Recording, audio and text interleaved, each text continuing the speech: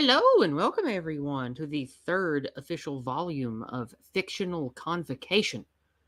The title of the stream today is Man and Machine, where we will be discussing transhumanism, the pairing of the human specimen with the technology that it creates and how one influences the other. How we have grown, how we might grow, and the things around that phenomenon. This is something not only interesting in fiction, but something that we face in reality now more than ever.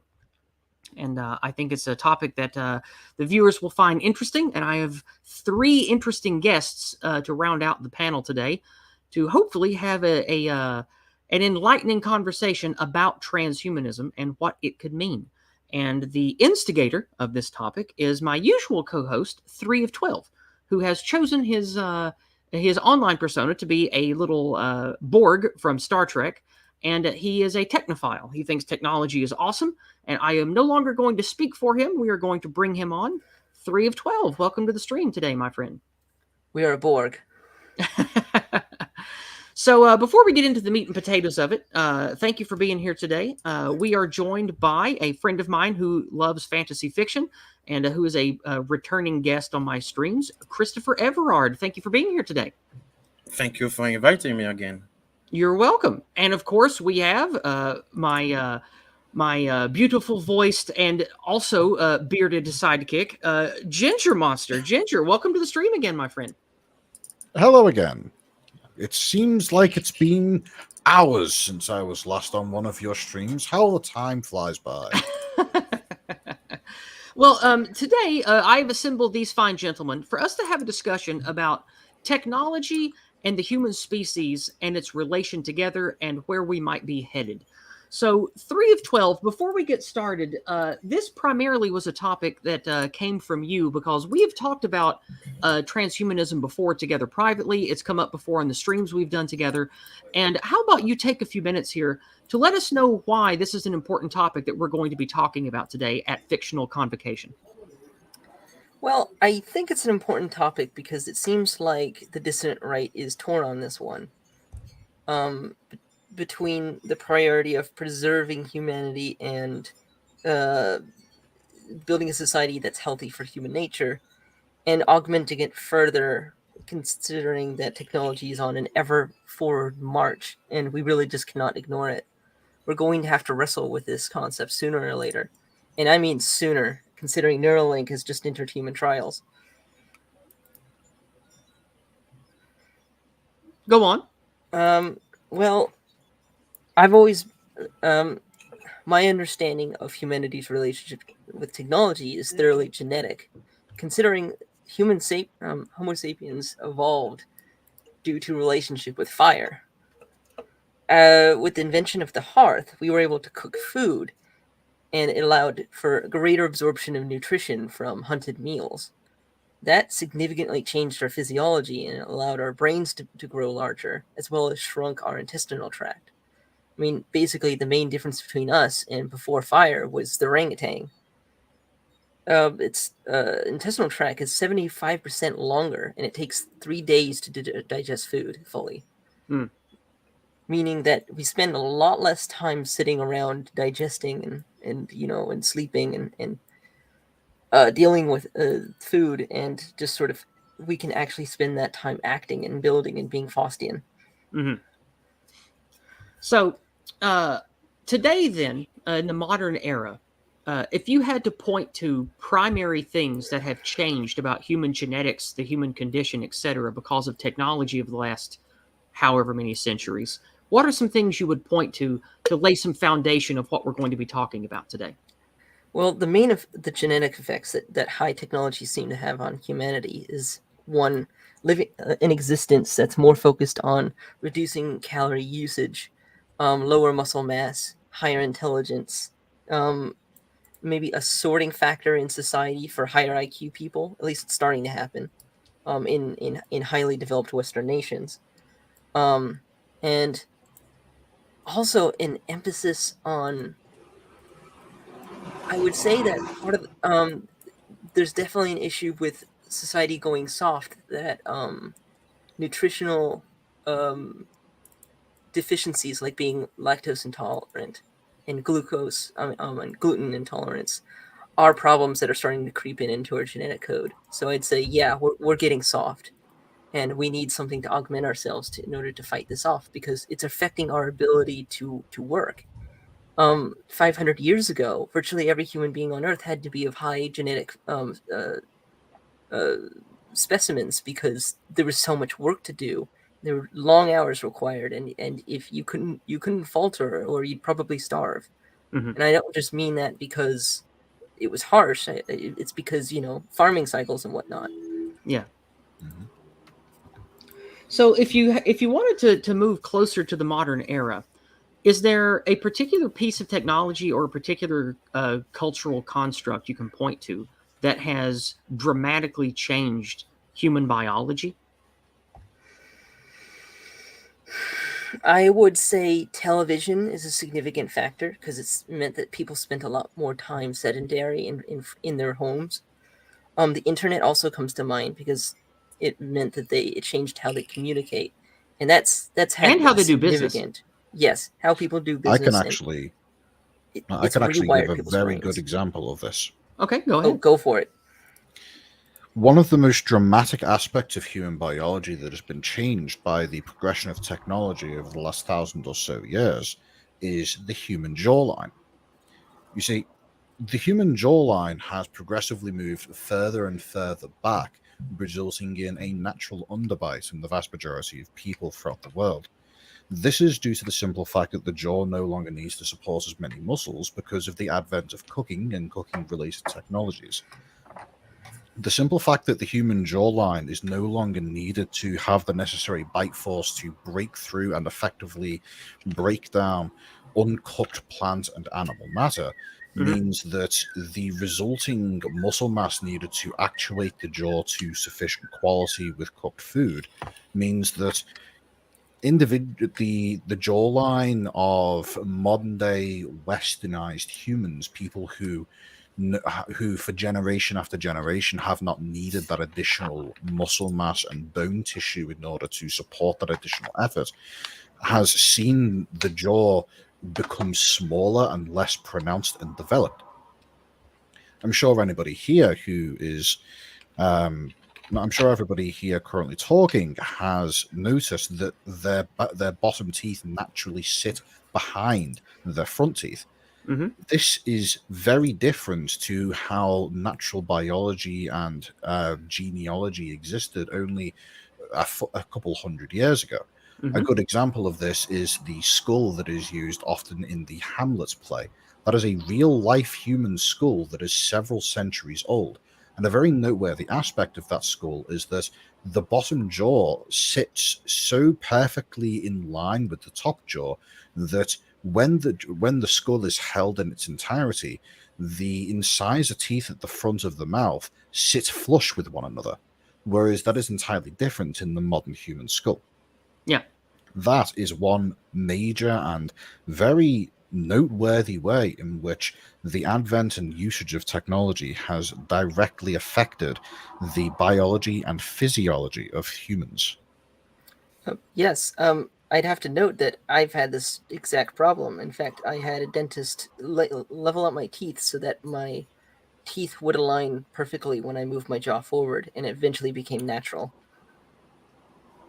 Christopher, is there any particular piece of technology or cultural phenomenon that you can point to of the last couple hundred years that has changed human biology and the human aspect of let's see the that has changed humanity in a way that you can point to?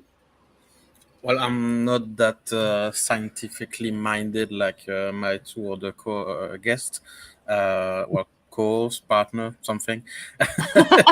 uh, yeah, partner in crime, correct. Let's go for that. But Listen, I would think maybe electricity. I could go even more recent, but I think electricity changed like everything in the modern world. There is some, if we went without electricity for like, I don't know, a week, I think human civilization entirely collapse. Yeah. One of the things that electricity ties into is our ability to keep ourselves warm effortlessly at all times, good clothing, uh, electric and gas heat, that kind of thing. Hmm. Human beings over the last many centuries have less and less body hair. We are taller. Now that has to do with nutrition as well, which is another thing that has changed us a lot. Is the foods we eat, the types of chemicals we take into our body over long periods of time. And another thing that I can point to, I know it's not a very popular topic since the pandemic a couple of years ago, but vaccines have dramatically changed us as well. Because when you look at the way that human beings have used technology to thwart illnesses, to change the way that pathogens and that kind of thing can influence us when it comes to birth rates, when it comes to the types of human beings that are able to produce to reproduce, and those genetic traits used to not be able to succeed because there were natural barriers in place that kept them from doing so. But Hmm. with the cultural construct of government and economy and welfare and social security and medicine, those barriers to survival have been bulldozed out of the way. So you have the quote new man, the new human, the bugman, so to speak, is now able to not just exist but thrive when in all previous iterations of human beings it was impossible for him to live. He just What's didn't a exist. bug man? A bugman is a playful negative term. It's a pejorative for low IQ, low fitness. Oh, soy boy. Okay, perfect. Yeah, something like that. Right. Yeah. Something like that. Yeah. The weak-willed, weak-bodied people who live in the pod and eat the bugs. So we call Yeah. that type of person a bugman. But Mm. the that those things are the building blocks of what we're going to talk about today. So I want the viewer to know that what we're speaking about today is not purely science fiction, although transhumanism is very heavily steeped and promoted by fiction, Well, it's already especially. there, to be honest. Yeah, well, especially movies of the modern Yeah, but era. more than that, and sorry to interrupt, yes, but there was one thing that Elon Musk say. I think it was on the Joe Rogan podcast. He explained that technically, and it's even more true with what I said about electricity, because Mhm. uh, just one day without using electricity, you will go mad, more or less today. Yeah. um, but he Certain said people will, most he definitely. said something like, "We are today, the human being are already a cyborg, because most of us, I don't say everyone, but most of us and most of the human population, at least in the Western world, they are more or less like all the time on their phone with some kind of device. And your cyberspace, like social media, email, everything, it's like a part of us. So we are technically a cyborg today. It goes Yeah. even further than that, Christopher. Yeah, but that's Technically, a already like a cyborg. big thing to think about. Technically, a cyborg is anybody who relies on a artificial construct to enhance their natural life. In this sense, even the fantasy dwarf that you see in my profile picture here is a cyborg, for the simple fact that he wears eyeglasses. Yes, technically. But So In what? it's fact, crazy to think even, that we are technically like in the cyberpunk or Deus Ex or some kind of Mhm. sci-fi scenario. Allow Yeah, me to unfortunately describe the we do various we do aspects. live in a cyberpunk dystopia. It's just not cool. We Allow were me. Allow me lied to to just list growing off up. the We various. we were Allow me to list promised a off the flashy, various aspects of beautiful. And myself. sorry, Ginger, I talked over you. I'm just going to list off the various aspects of my real life self that make me technically a cyborg. And these are so. First of all, I wear glasses, therefore cyborg. Secondly, I use soap. Soap is an artificial invention. Cyborg. No, Next, soap isn't part of you though. That's not part of you. You can't say soap makes you a cyborg. Glasses is borderline, but I take your point. Your PP well, enhancer can be part of a cyborg thing. I also wear shoes. Sorry. And whilst a lot of people wear shoes, there's another aspect to that.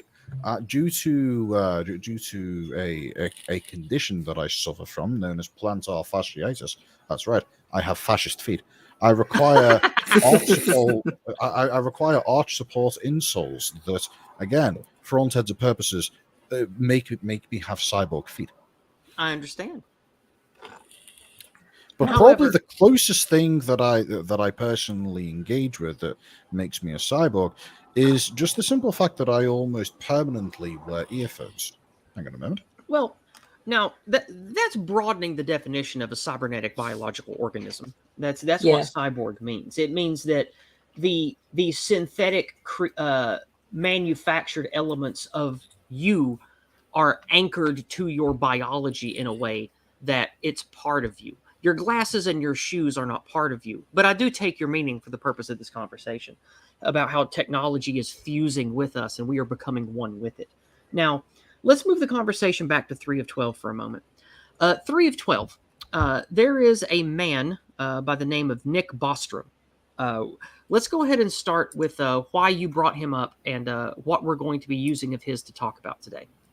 Well, mostly it was because that he already wrote some short papers on transhumanism. And although I wasn't familiar with them yet, I've been reading them over. And they're very straightforward. Mostly that his understanding of, let's see. Here we are.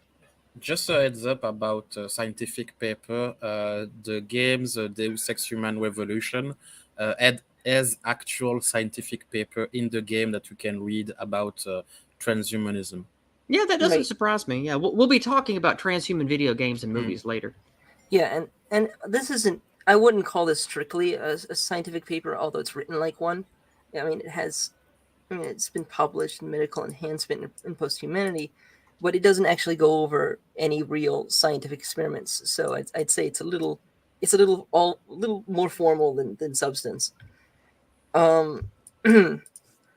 The abstract, details that extreme human enhancement could result in a post-human mode of being, offering some definitions and conceptual clarification. He argues for two particular theses. First, that some post-human modes of being would be worthwhile, and second, it would be good for human beings to become post-human. Now, this is what he goes on to explain with this is that it's possible that one, being a post-human could be good for everyone. It could be good for only certain people, and it's possible that it could be good for the individual but not for society. So you would have to be responsible with the technology implemented so that it would be compatible with human nature, at least until human nature is entirely replaced, if we even want to do that. Which I'd say no, because I think that's the point. Mm-hmm. The point is the preservation. And he seems to agree, because the 3 bullet points that he goes over in setting the stage. You have a copy of it too? Yeah. Yeah, I have it open right now, yeah. That health span, the capacity to remain fully healthy, active, and productive, but mentally and physically. Cognition, general intellectual capabilities such as memory, deductive and analogical reasoning, and attention, as well as special faculties such as the capacity to understand and appreciate music, humor, eroticism, narration, spirituality, mathematics, etc. And then finally, emotion, which is on the next page. The capacity to enjoy life and respond with appropriate effect to life situations and other people. If we were to become post-human, say transfer ourselves in any capacity to a post-human state, and we lose the ability to appreciate the things that make us happy, or at least the things that make us human, then there's really no point. And you could argue that we haven't even done it. For example, say if you just programmed an android with a personality, that's not post-human. It's just a machine that's emulating what it is to be human, but they're not actually experiencing humanity in any way. Right. This talk on posthumanism is not creating facsimiles. It's talking about technological transcendence is what it's talking about. Exactly. And to be honest, and it's most likely that that's going to have to be done in stages based on, the lacking of the technology. It's possible that even far to the future, it's going to require some transition stages, moving from a fully human being to becoming partially cybernetic, to being transferred fully in consciousness to a machine body, if that's what you want. Some people might desire to simply be uploaded to the internet and simply browse it for the rest of their unnatural existence. Mm-hmm. And I mean, this is the center of the plot of much fiction and much nonfiction, especially considering today. In recent years, I've seen article after article after article of breakthrough surgeries that involve implanting some sort of Wi-Fi or Bluetooth chip in order to connect nerve endings together so that parts of their body work again. In fact, I saw one just yesterday. There was a Bluetooth implant used to connect someone's spine with their brain so that it would function again, which is just, the fact that succeeded is just outrageous. This person suddenly is not dead from the neck down, but can start to walk. And although they've atrophied significantly, physical He was therapy didn't paralyzed get there. before? Yes. Damn. Yeah, that's why I say it's important for people to not focus on just the negativity, because those of us that are aware of the war going on, and I don't just mean in Ukraine, I mean the war for truth, for righteousness, or whatever you want to call it, the ugly culture war that we found ourselves in this state of total war for humanity. It's important to realize there are good things happening too. And even though, the evil bad guys, the techno globalists or whatever you want to call them, these people, of course, will use anything at their disposal to do evil. But technology is still a neutral force. You can use it for good or evil. And there are wonderful, amazing things going on with technology right now. And despite despite Uncle Ted being right, there are also other people who are correct, like this guy, who we're reading right now about humans and technology. Right, and the crux. Uncle Ted. Let me finish. Uncle Ted represents the negative force, the Luddite force around technology. Of it has made us weak, therefore it is bad. But then I can say, okay, well, you can show me 10,000 strong cavemen that live agrarian, simple Luddite lives, and one weak bugman with a single gas grenade can kill them all while they sleep. So that technology makes the bugman stronger than the 1,000 cavemen. So there is a give and a take around technology when it comes to what actually makes us strong and good and what actually makes us weak and bad. And this is where the metaphysical philosophical argument enters the table of what is a human, what does it mean to be human, what is good and what is bad. And then this is where opinion and ideals and ideology enters the arena to determine what is good and bad for humanity and what is good and bad about technology. So does this guy speak to that at all in this post-human paper of his 3? I'm glad that you mentioned that, because if you scroll down to page 3, table 1, you'll see quite a recognizable meme. Page 3. I clicked page 3 and it didn't take me there. No, you That's click weird. 4. Oh, there we go. You click 4. Okay. So the blue table there, Yeah, looks suspiciously like it's happening, but it's a good thing. Yeah. So the levels of objection to post-humanity. I mean, it's basically cope. Yeah. Because what's the crux of the argument is using the technology in a responsible way that is compatible with human nature. I mean, the obvious immediate objection to most would just say that it's just impossible, so they don't even want to consider it. But I mean, many things have not been invested in until people realized that it could have potential, even if the technology wasn't there. It's funny because this level thing reminds me of like the different stage of a new information in the society. Like it's false, it is not true, blah blah blah. And at the end of the process, everyone accepts it like it was an evidence and obvious from the start. It's like Exactly. the stages of grief, you know. At the Yeah. end, you're like, okay. Yeah. Yes, and Total they're all acceptance, coping. Yeah. Every version of it is a coping mechanism to deal with to try to stay away from difficulty or pain. And we can see this in our lifespans. I'm in my 40s. You guys, I think, are all in your 30s. Ginger, are you in your 30s yet? Or are you still in your 20s? I'm still in my late 20s. Okay. What? Well, even in our lifetimes, we have seen people say, uh-oh, this internet thing's going to be dangerous. Uh-oh, these video games are going to change kids and make them violent. Uh-oh, we can't have these cell phones. Uh-oh, we can't have these smartphones. Look what's going to happen. Now, the alarmism, of course, is something to consider, because there are always those of us like myself who are more fearful and traditional minded and have seen the slippery slope progress along other issues. So Yes. we worry that technologically it's going to be the same slippery slope, because the same evil people are going to use the technology for what we consider to be evil ends: sexualizing children, breaking apart families, erasing the meaning of things like race and ethnicity and religion from existence. We see those things as a negative force. And technology can certainly exacerbate those things. So that's why people, sort of on the more traditional side of things like myself, are fearful and skeptical about rapid technological advancements, because we see how often that leads to evil, degradation, deracination, harming children, etc. So does this guy mention anything about that? Does he take a stand on one side or the other? Yeah, he makes a long argument in most of these sections about how the human life is valuable and then it needs to be preserved, and that there's no point if the 80-year-old who gets all the cybernetic enhancements cannot live a life full of joy, creativity, worthwhile achievements, and friendships.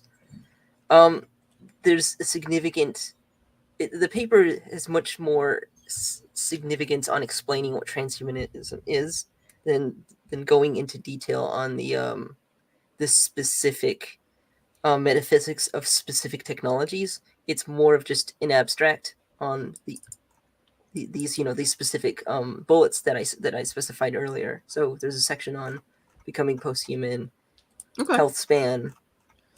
Can you tell me the page and we'll have a look cognition. at it? Let's see. Okay. I'm actually, let's see, which section am I most interested in? I think I'd say I'm most interested in section 3, health span. Okay. Because it starts to build an argument for why you would want to look into these technologies, because that's the first step. Okay. The first step is let's talk about health span and why it's a good thing. Yeah, because the first steps towards post-humanity are not going to be a computer plugged into your brain, and it's not going to be something that's highly visible. It's going to be things like vaccines and pacemakers, that kind of thing. Yeah, which we already have. Anybody who has a pacemaker today is already a cyborg. Anybody who has plates in his back is a cyborg. It reminds me of the third season of the TV show Black Mirror, with the grain on the temple. Oh yeah. That's a good show, by the way. It's a good show. Yeah, I didn't watch other than the first season because I thought it was very good, and I was scared that it will not be interesting afterwards. But the very small piece of technology, like a grain of rice on your temple, and it's like connected to your eyes and blah blah blah, and you can record things and rewind some stuff. And but we're getting a little ahead of ourselves because the first steps of post-humanity are actually very mundane things. But I was speaking like it's a very small and not very visible thing. Yes, and then that's exactly where I'm going with, because the first of the technologies that are considered to extend human lifetimes significantly, other than conventional medicine, is blood filtering technology, replicating young blood cells, and then adding plasma and then putting them into the veins of older people can help reduce aging significantly. In fact, you're probably already aware of various rumors that politicians do this to live forever.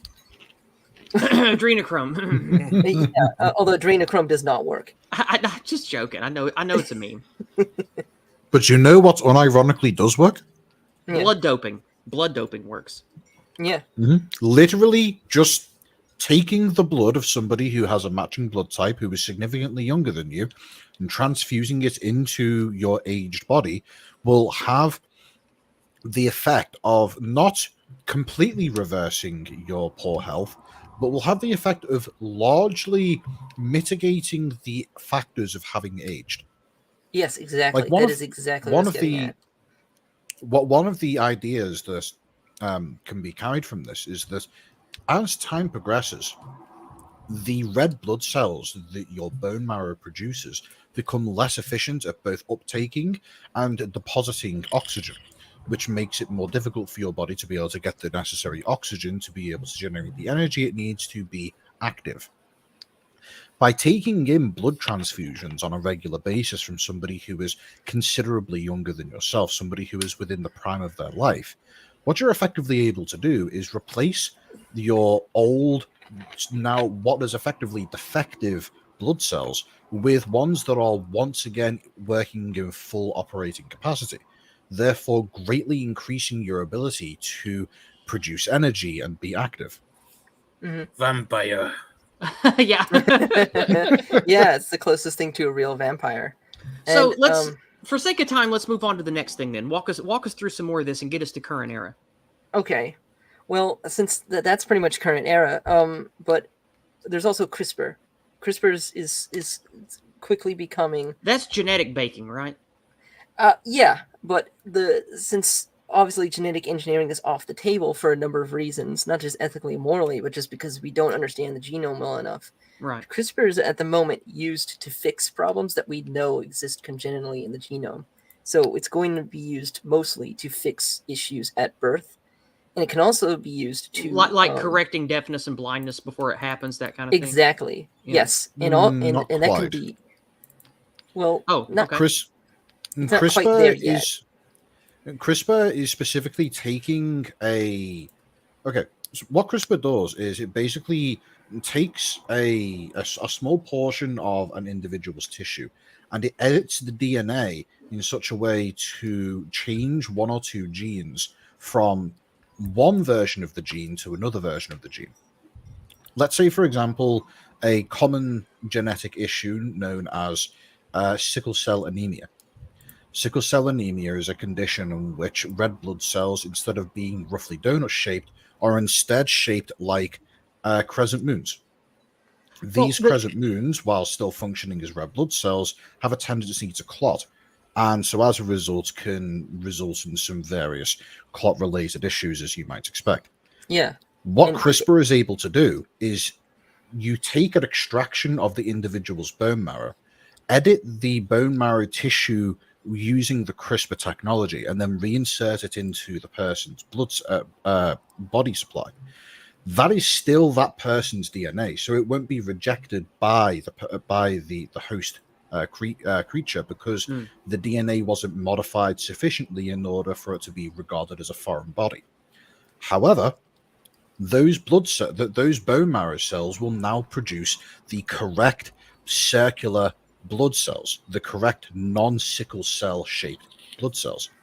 Whilst that doesn't eliminate all of the sickle cell anemia issues throughout the entire body, it makes it so instead of all of the blood being sickle cell shaped, now only a proportion of the blood is sickle cell shaped, which reduces the effectiveness of that genetic anomaly and therefore gives a partial cure. Yes, and just like other gene therapy technologies, with enough applications, it can get to the point where it can be negligible. That's right. So go ahead. Yeah. Go ahead, 3. Yeah, let's see. It's as Ginger explained, it's barely even genetic engineering, if even that. It's such a minor change. These changes, because of our lack of thorough understanding of the minutia of the interactions of various genes in our genome, we're forced to make the smallest of edits like these. 1, so that our body doesn't reject it, and 2, simply because it's just all we know. All we can do is compare working versus non-working. It is also worth noting that CRISPR is generally regarded by people who are knowledgeable within the genetic manipulation fields, that CRISPR is it's basically the gene editing equivalent of housekeeping with a sledgehammer. It's really not a subtle way of doing things, even by like the only way in which you might be able to consider CRISPR to be a precise scalpel is by comparing it to what we did previously, which was just completely replacing bits of your body with somebody else's stuff. Organ transplants and the like. Mm-hmm. And traditional gene therapy, where you did literally just replace bits of tissue. Yeah, it's CRISPR is a much more refined process, but itself is not a refined process. It is merely the next step on the route towards being able to truly edit an individual's genes.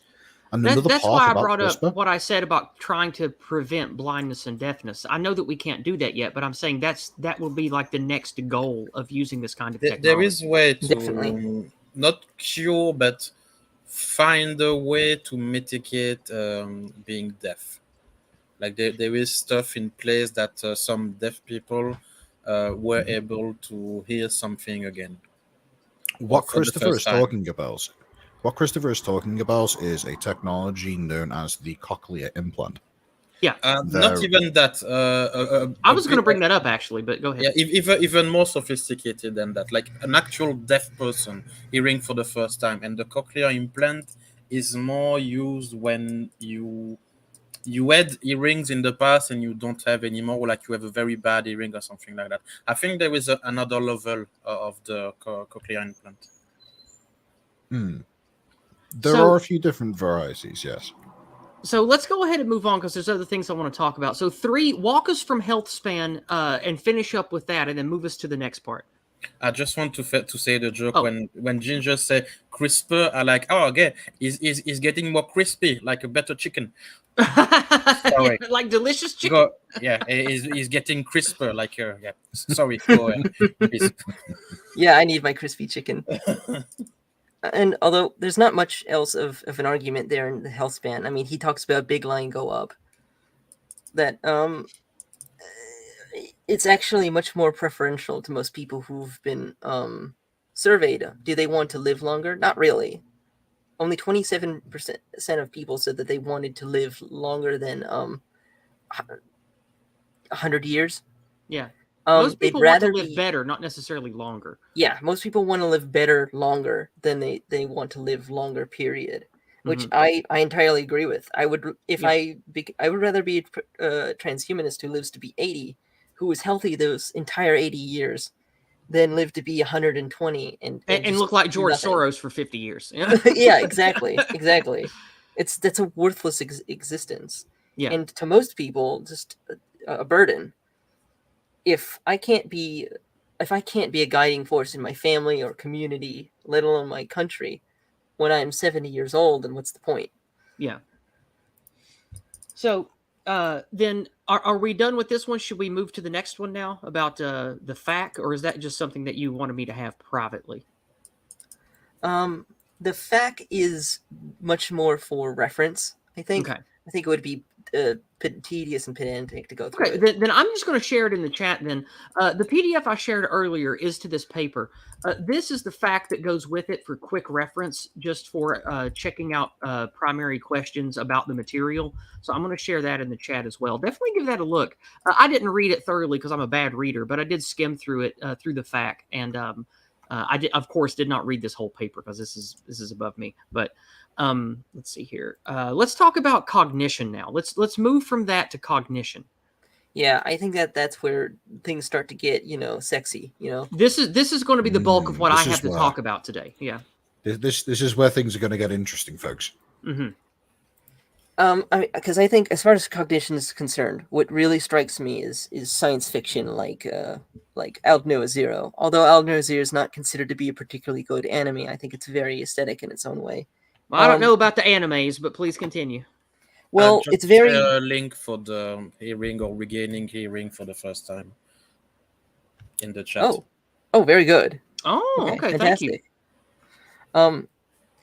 That anime was very striking to me because it took a different. It's very Gundam like, but it took a sort of a take on it that was very different and very sort of near future, where with very primitive mechs, very primitive space technology, involves some sort of colonial empire that was formed on Mars, yada yada yada.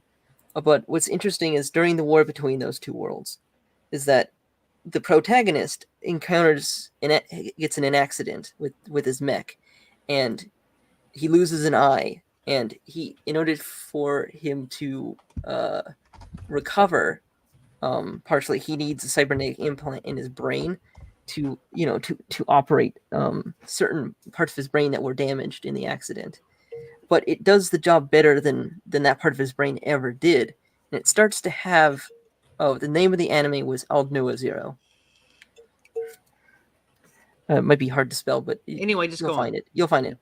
The point is that his personality started to change significantly after receiving the implant, because it basically it gives him an overlay over his right eye where he can see information that's being handed off from the implant, and it acts as a sub-processor. He can turn it off, and that part of his brain can let me still stop you function. there. So you're saying that the theme there in this anime is the change of perception changed the man. Exactly, it did. And the change of perception specifically came from a cybernetic augment in his brain that gave him different vision. Yes, and he was, of course, seen, at the beginning of the anime. He's the, the gentle 14-year-old protagonist, and he just happens to be a very skilled mech pilot, like in many mecha anime. Right. And after the accident, and this is like, like the 14 episode, second season crossover, whatever. And after it happens, he slowly, his improved tactical ability causes him to become more cocky, more serious, cold, ruthless, and the person that, like say the childhood friend waifu starts to realize that he's not quite the same person anymore and loses interest in him. It's not all like smiles and flowers and rainbows. It's quite sad. It's quite sad to see this person basically become a tool of the state and a robot, essentially. Right. Even though he is a person, there's a part of him that's gone. So then let's move back to oh god, I've already forgot his name. What's the author of this? Nordstrom? What is it? Nick Bostrom. Bostrom. Yes. Let's move back to what Bostrom has to say about cognition and take us from there, 3. Let's see. Let me go back. Oh, that's the fact. My bad. Damn it, I lost my place. We both borked. Okay. It's all right. 1, 2, 3, 4. You'll get there. I have too many tabs open. That's the 3. How problem. could you do this to us? Don't you know you're producing dead air on stream? Well, This is while terrible. you're finding your place, Yeah, we are all professional here, please. Sure, for such professionals. well, while you're getting that, now's a good time to remind everyone if you would like to financially support me in the work that I do, you can do so on Entropy. You can send paid chats on Rumble, hyper chats on Odyssey. I prefer Entropy messages, of course. My Entropy is open right now. I would recommend that you, if you're going to financially gift me today with your questions or links, use Entropy to do that. And you can send short messages on PayPal and Cash App as well if you like. And also, I started a new where is it? I started a Substack, and for the last couple of weeks, I've been working on the first thing I wanted to write and share publicly. And my Substack is up as of this morning. It is now public. So if you would like to check out my Substack and see what I have to say via prose, you can check that out at the link in the chat. 3 of 12. Have you found your place now? Yes, I have. If I may interrupt 1 second. Oh, sure. Reminder for the people who subscribe to you on Subscribestar that there is like a bit of a stupid thing going on that sometimes make your payment don't work or something like that. Yeah, that's been a problem. I've lost a few subscribers over that. Yeah. So on my part, I wanted to give you like a $5 every month via Subscribestar, but I think now I will do like a donation every time I'm come on stream. Okay. So you invite me more. Well, it shows you as an active subscriber. I'm pretty sure, doesn't it? Let's see. Yeah. You kept me on your list, but it's not working. Oh, it's just the payment's not going through. Okay. I got Yeah, we tried together one time via like sharing of screen. You remember? Sure. Well, I'll keep your name on the card anyway. But anyway, like 3 of 12 has found his place. Let's move back to the Yeah. topic, and let's go with what Bostrom has to say about cognition. Right. I think his positioning of this section is quite good because it rolls into the emotion section later. Mhm. His basic argument is the improvement in cognition will allow you to live a life that you can actually have better social interactions with the people that you care about. You can have a deeper interaction with the life that you already had. You can love music more. You can love people more. You can be better at banter and cajoling. You can have more involvement in your career. You can apply yourself to projects that you would have never been able to finish before. You can have a much more fulfilling life. And really, I think that's the point of transhumanism in the end, is to have a life that's much more fulfilling. Well, it's the Faustian pursuit of meaning and control of bringing the divine into the man and fusing the two. Yeah, absolutely. I mean, because living a life as a sad meat sack means that you get tired, you need to sleep, you might occasionally get sick, you might just eat something bad. Having these improvements to your life means you spend less time resting, less time feeling shitty, and more time doing the things you actually want. It's a lot of waffling for basically the argument, but I'd say, he explains it well. The considerations, the continuing returns in the intrinsic, the sense of non-instrumental, non-positional, utility of gains and cognitive capabilities, at least within the range of capacity that we find instantiated within the current human population. It would be impossible to suppose that the current range of human capacity in all domains is such that while increments of capacity within this range are intrinsically rewarding, yet any further increases outside the current human range would lack intrinsic value. Yeah. So there's a limit to this too. Right. And what I take away from this is he's saying, as man reaches for the stars and becomes more like God, he also loses what he was in the process. And it's always going to be a balancing act of, are we going to lose ourselves in this pursuit while we seek to be more of ourselves and seek more fulfillment, more engagement? There's going to be unknown, I imagine, obstacles and side effects in this pursuit. That's what this says to me. What does it say to you? Do you feel the same thing out of this? Something similar, yes. That there actually, if that's the case, there needs to be a way to turn it off. Because the only way for humans to stay grounded is for them to have be capable of having many different types of experiences that both boost confidence, and also maintain your humility. I think we're already actually in a pretty good place with it if we're responsible, because at the moment we don't, for the most part, implants are limited to fixing problems with with human beings, Mhm. and then the rest of our technology is used to augment ourselves. Yeah. Our phones are not literally attached to us. Not Our yet. Google Glass is not Not attached yet, to yeah. you, right? And it might be best for it to stay that way, unless it absolutely has to be. All right. Because then you can always turn it off, put it away, go have a natural experience. I think for the most part, it's a necessity in So order for humans to stay sane. well, we're almost to the end of the first hour, and that's when the actual discussion part's going to happen. So I know the preface has been long for those of you that are still with us, but is there a part 5, or shall we wrap up with cognition here and then move to discussion and postulates?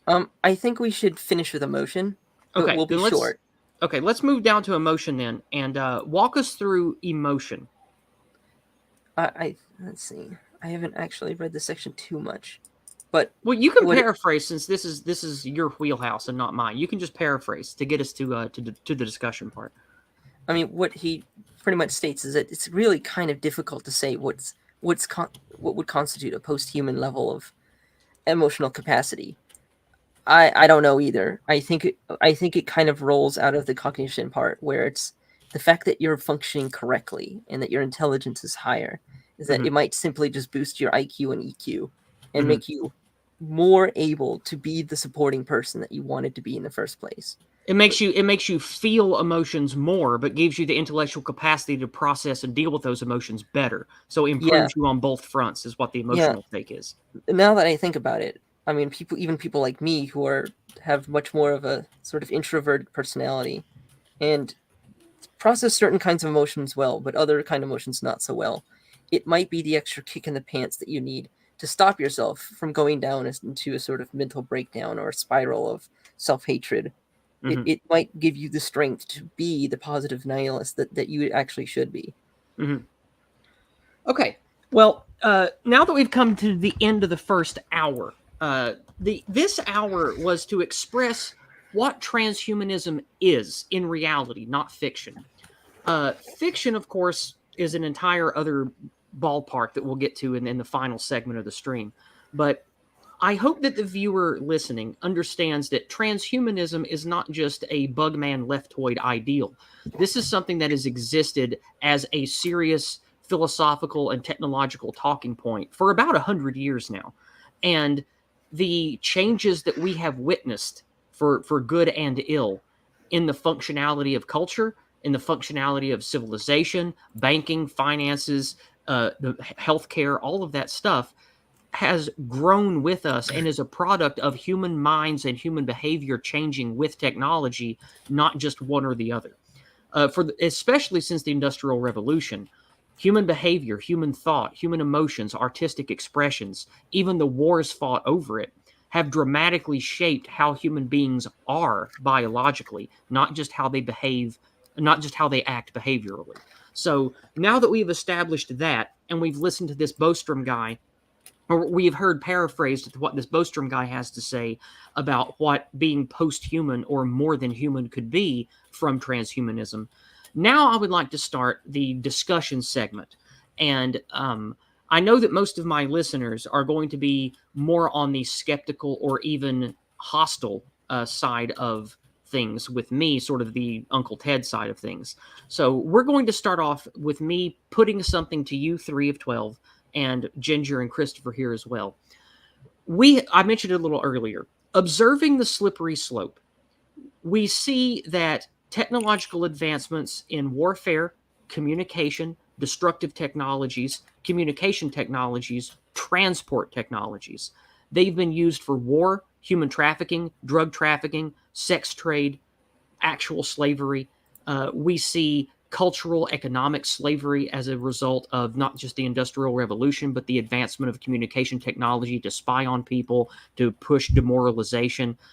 We have seen great woes come to the human condition, creating more lives, but causing more suffering to those lives in the last 150 years.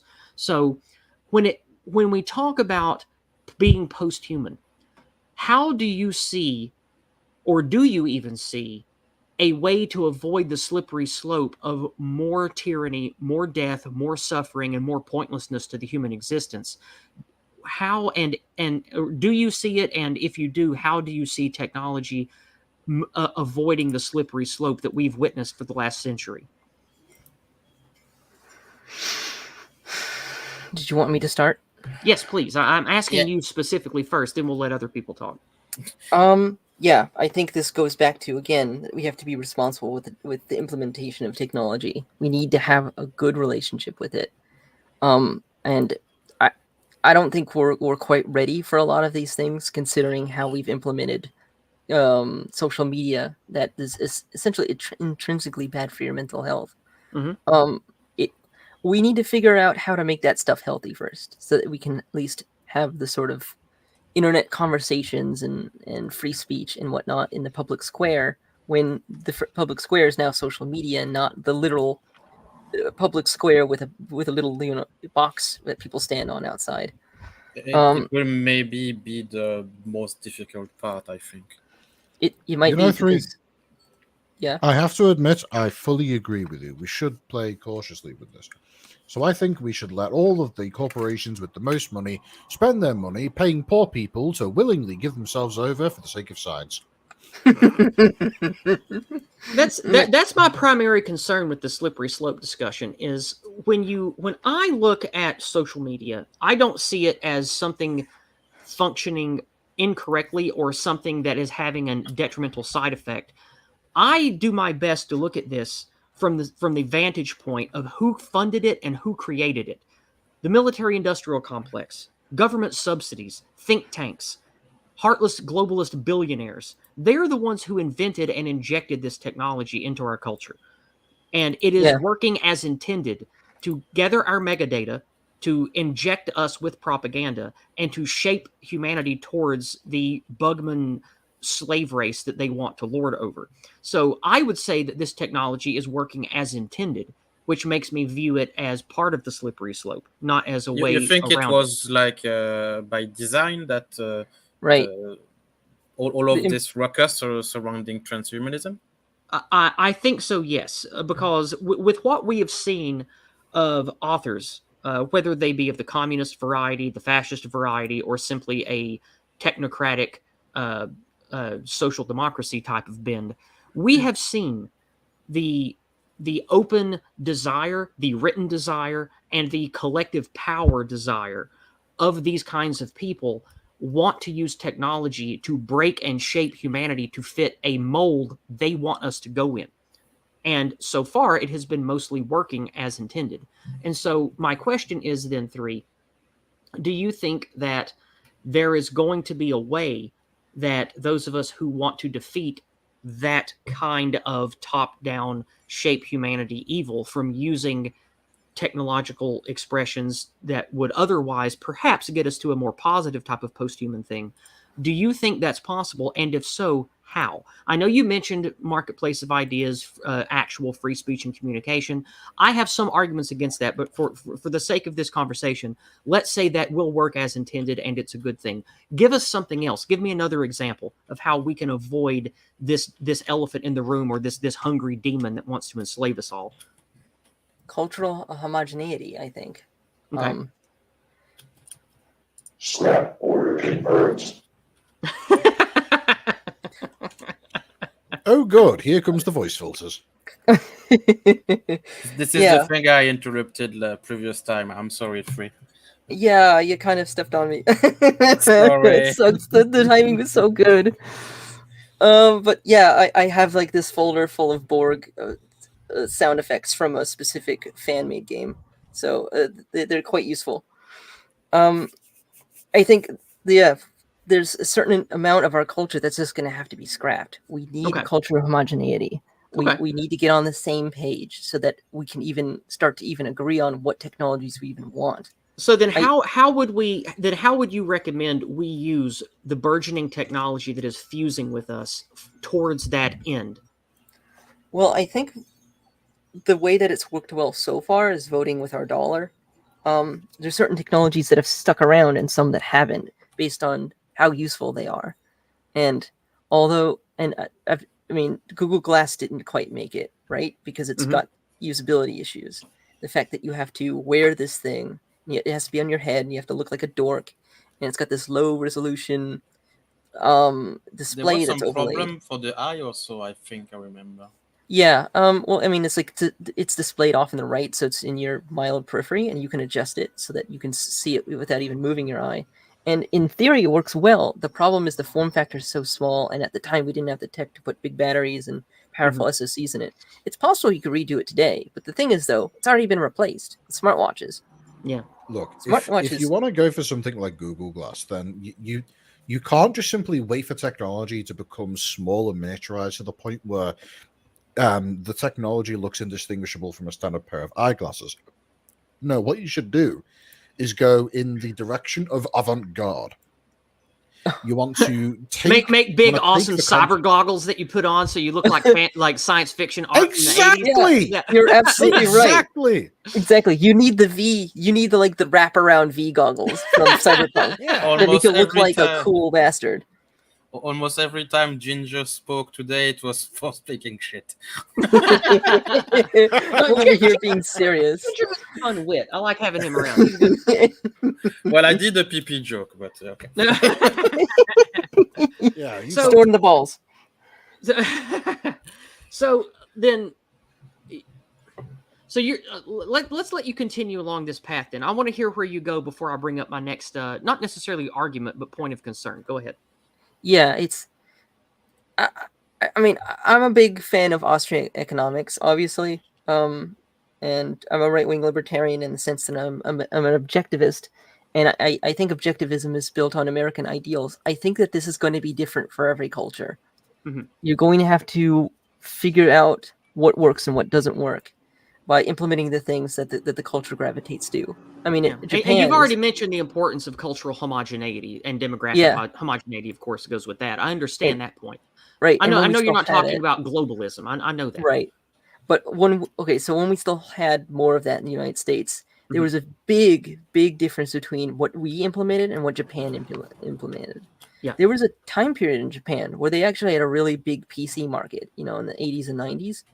And there was this golden age of Japanese PC games that had beautiful 2D acceleration, and then they all but disappeared and were replaced by consoles. And still, it has not recovered to this day due to costs and the fact that the Japanese people are much less sedentary than Americans are. Our technology culture is completely different. In fact, one of the greatest memes of anime is that virtually every schoolgirl has a Super Linux phone rather than a smartphone. And for many years, the phones in Japan were much more advanced than anywhere else, because they actually had decent little SoCs that were running Linux that took no processing power at all to run, and yet they had so much more software sophistication because you had a Linux kernel to work off of. No, I'm not crazy. Shut up. No. That's a cuckoo clock. Not a week, God damn it. So, believe it or not, that was actually a very rare instance of a very rare instance of my clock not being functional. It just randomly stopped there, and I only noticed that it had stopped because Ardent Party in the chat asked if he had missed a cookie. Yeah. So. Yeah, I saw that earlier. I saw him say that. But the timing was so great. Oh, God. So don't worry, that wasn't the clock telling you that you were crazy 3. That was me. I think I still think that my argument is illustrated quite well. The implementation of technology, post-humanist or not, is going to vary greatly based on the local culture and the needs of the people, what they ask of it. And it might be entirely incompatible with other people on the other side of the world. Like, for example, when CPUs are tested, their temperature range for stability, AMD purposefully tests their CPUs for functionality in Death Valley by having like a climate-controlled room that's at 120 Fahrenheit to ensure that at stock settings that CPUs will be stable. Every single CPU is tested for this, so that you can basically go out into the Sahara Desert and you can operate this computer, assuming you have reasonable cooling. So yeah, although they've globalized, you might want a better performing computer that can perform in a narrow or climate range. And good examples of this is the sort of hardware that goes on space vehicles. I may have a question for you, Free, if you allow me, Yiz. Yeah, of course. Go ahead. Um, why are you from? Why did you choose the Borg puppet for your picture? Like, is it actually related to the topic? Like, you think this is the way transhumanism will go? Like, assuming control more or less of the human race instead of the human using technology? That's a very good question because the answer is kind of complicated. Well, let's hear it. Let's hear it because well- we are at the complicated philosophical part of the stream. Let's do this. One, I do think that enhancing our bodies.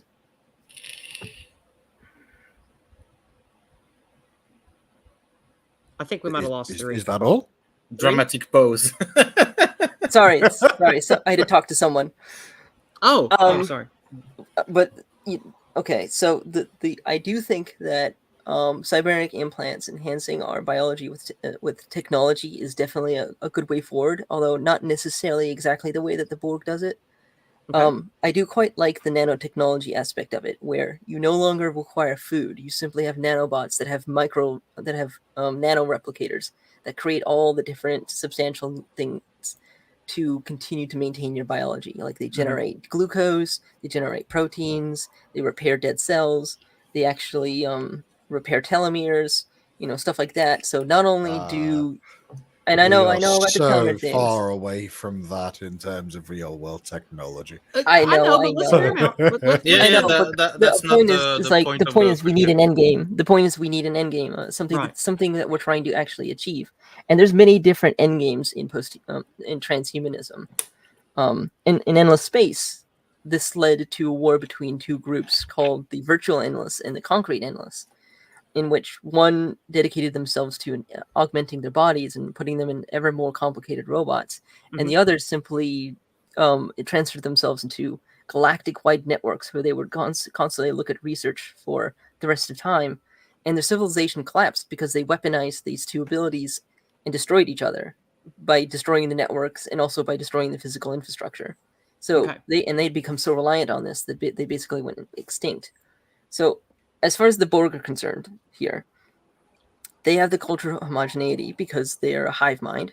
And I think a hive mind in the end might be a good idea, but, not their way of doing it. I'm not enamored with the Borg collective. I'm much more enamored with the You're Borg talking more cooperative. like a cloud singularity. Yes. Where each Which is- individual can at any moment query the thoughts and input of all the other ones to come to a It reminds conclusion. me of the Exactly. how they called it, the space elf in StarCraft with the Oh magic yeah, the hairs. Eldar. Yeah, the Eldar webway. Yeah. No, exactly. that's Warhammer, the Protoss in StarCraft with the Hmm. special Oh. hair. They have the connection to like. I thought you said Warcraft. I'm Yeah, sorry. No, I thought you said StarCraft. Warhammer. where it's Starcraft, more okay. where it's meant to create harmony and understanding among different members of the species, so They that can they feel essentially each other and have like it's Yeah. even higher than telepathy.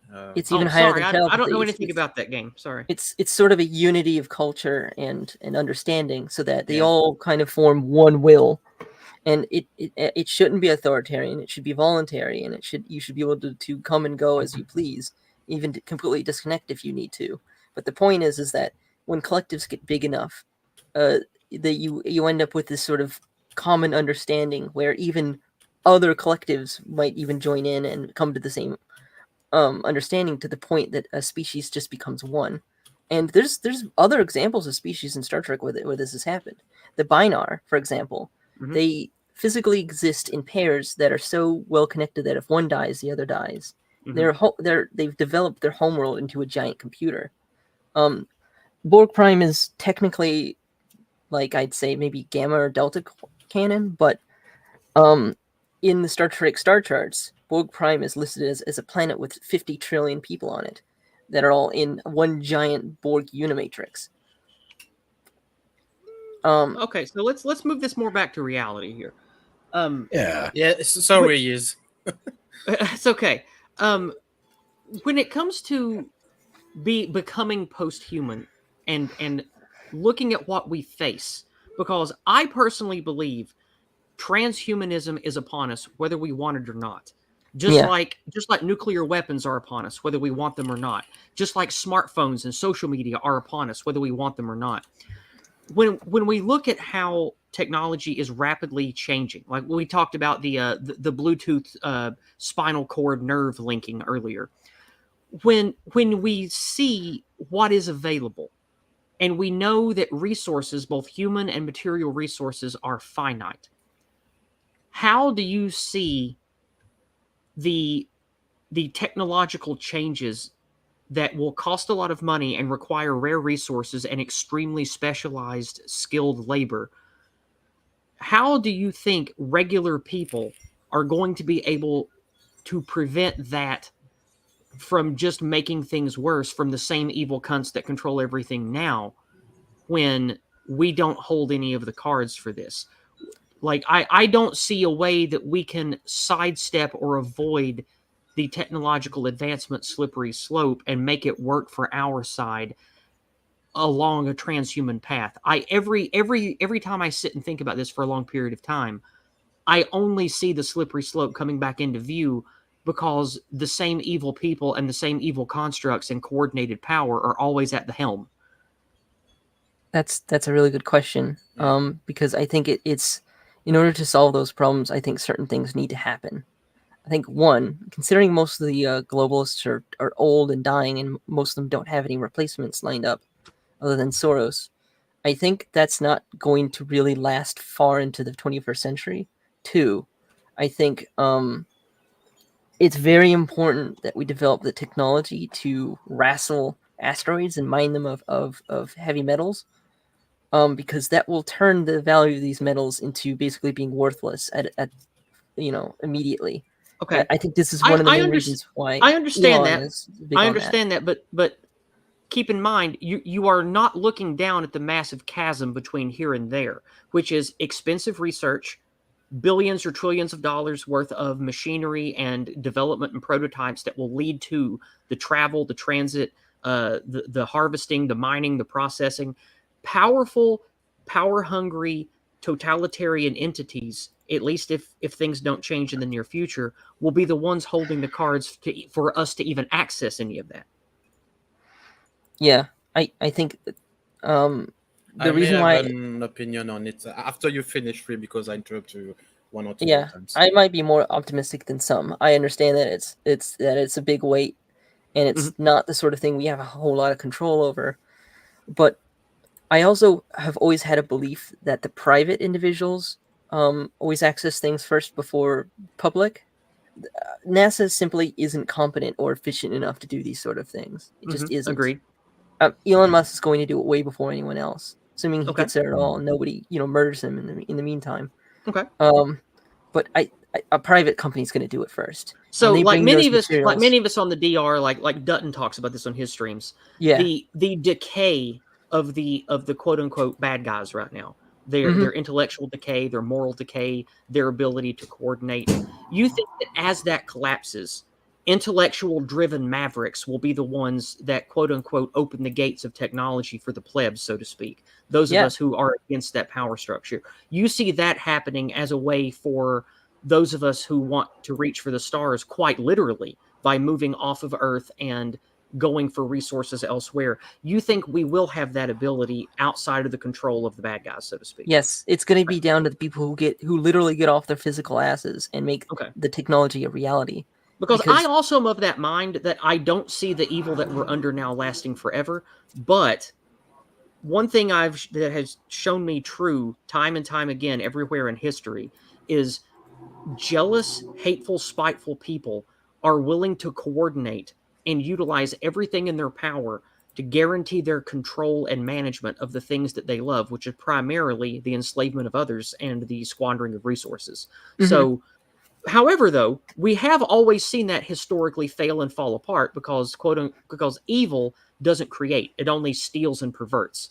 And Yes. it's the positive force, the Faustian force, the divine force that creates and builds and reaches for newer, better things. Yes. And So you think that within that paradigm, then, that eventually, quote unquote, good will prevail over evil, and the technology to grow and to build and to transcend on a transhuman path will be available for those of us who want to build for good reasons instead of evil ones. yes, and for good reason, because technology moves fast, and these people who are jealous, they have The evil people, the bad guys. the evil bad guys that are jealous of what other people have. The thing has to exist for them to be jealous of it. Whilst it does not exist, they will not even be looking at it. They're not interested. They're too busy trying to steal something else. So the way I see it is that these people don't have a lot of imagination. They have their blinders on all the time. They're not thinking of, well, if I spy up SpaceX and then have him develop this technology, and then I can get my cut of the asteroid. Mm. They're not thinking that, because that's too far off, and that's not something that they can have right now. They're constantly trying to get the now thing. I mean, the good news about evil is that it is inherently immoral, and it's inherently made up of people And who it's typically selfish and short-sighted, so that works to Yeah. our benefit, right? yeah, the same sort of ethical things that you would make about the dark side of being selfish and a shortcut to Okay. power and all that junk. Well, They hold true. since I've basically been giving you the spotlight and letting you answer my questions and talk about how you view this possible transhuman, posthuman path or whatever, I'd like to ask our guests here. Let's start with Ginger Monster. Ginger, similar to the questions that I've asked 3 of 12 for the last 15 minutes, how do you see any kind of posthuman or transhumanist path forward being positive, or do you even see that at all? And elaborate your philosophical, ethical thoughts around all of this for us here. I don't necessarily see any kind of transhumanism technology is coming about in either an especially morally positive or negative manner. I personally think that technologies such as the commercialization of surgical implants and things of that nature, that is going to come in the form of what effectively amounts to basically just private fad chasing. Like, think about how there are people who will make it a major aspect of their life and personality, a major trait of their overall being, to always be chasing the latest Apple product, or people who will go out of their way to try and find the latest form of tanning chemicals to try and beautify themselves and things of that nature. I think when it comes to the likes of receiving technologies that are capable of augmenting the human being, that is a technology that is a technology form that is going to come in the form of semi-luxurious products that anybody who would be considered vaguely middle class will be able to access. And I don't think there'll be much in the way of moral evil or good in the pursuing of these products. It will just be the next thing that happens. It will be the new smartphone. It will be the new iPod. It will be, to use an older concept, it will be the new automotive vehicle. It will, like, there was a time where the middle class was determined by whether or not you could afford to own a car. And in the future, I think the middle class will be whether or not you can afford to maintain whatever subscription service that is necessary to be able to keep up to date with and on top of all of the latest cybernetic augmentations that may be available. Do you see this as something that will lead to something that you would consider positive or a better state than we live in now? That depends on your frame of view. Well, I'm asking for your specific frame of view. Okay. Me personally, I hold quite an optimistic view on these things. I think that due to the simple fact that there are always going to be very smart people who have a distinct hatred of anything even vaguely corporate, is going to result in freelance technological experts getting hold of various implants and whatever may become available in the future and cracking them, making them distributing technology and software that the average person can get a hold of to take advantage of all of these new and exciting potential technologies without any of the corporate subscription services weighing it down and restricting your access. To that point, I think in the long run, transhumanism has a bright future. Being able to augment yourself with technology to the degree of being able to cast away the shackles of the weak flesh and replace them with glorious steel, to paraphrase a particular litigious franchise. I would say that we're on a route to some potentially glorious futures that will be enjoyed by relatively few, whilst the many suffer from overly greedy corporations. I have a small comment on that when you say a subscription thing. This is the goal of many corporations, to have everything transformed into a subscription. Just They like want Netflix you and to everything. they want your life to be given to you as a service. Yeah. Indeed, And automatizing, something like that, every payment process, like every month or week, bang, a small chunk of money is transferred to them. See, let me give you an example of one way in which I believe this can happen. Let's say, for example, in the future, there is an individual who decides that they have developed the perfect ocular implant, a false eye capable of directly connecting to the ocular nerve and replacing the naturally occurring eyeball, with all kinds of artificial enhancements and improvements that make it a superior option to the eyeball. You'll be able to see not only in the current visual spectrum, but you'll also be able to optionally turn on the ability to perceive UV radiation or even infrared radiation, giving you limited capacity to see through walls or see the glorious quad cone color vision that certain birds are able to see, giving you a brand new breadth of color. The mantis These shrimp. aspects, Yeah. yes, these are aspects of a potential upgrade to the natural eyeball that would be breathtaking in their potential and scope of beauty. And yet all you would need to do is just simply agree to one of two conditions. Give us an upfront amount of money to pay for the initial surgery of implantation, and then we will upkeep this manner for. We will give you a lifetime warranty.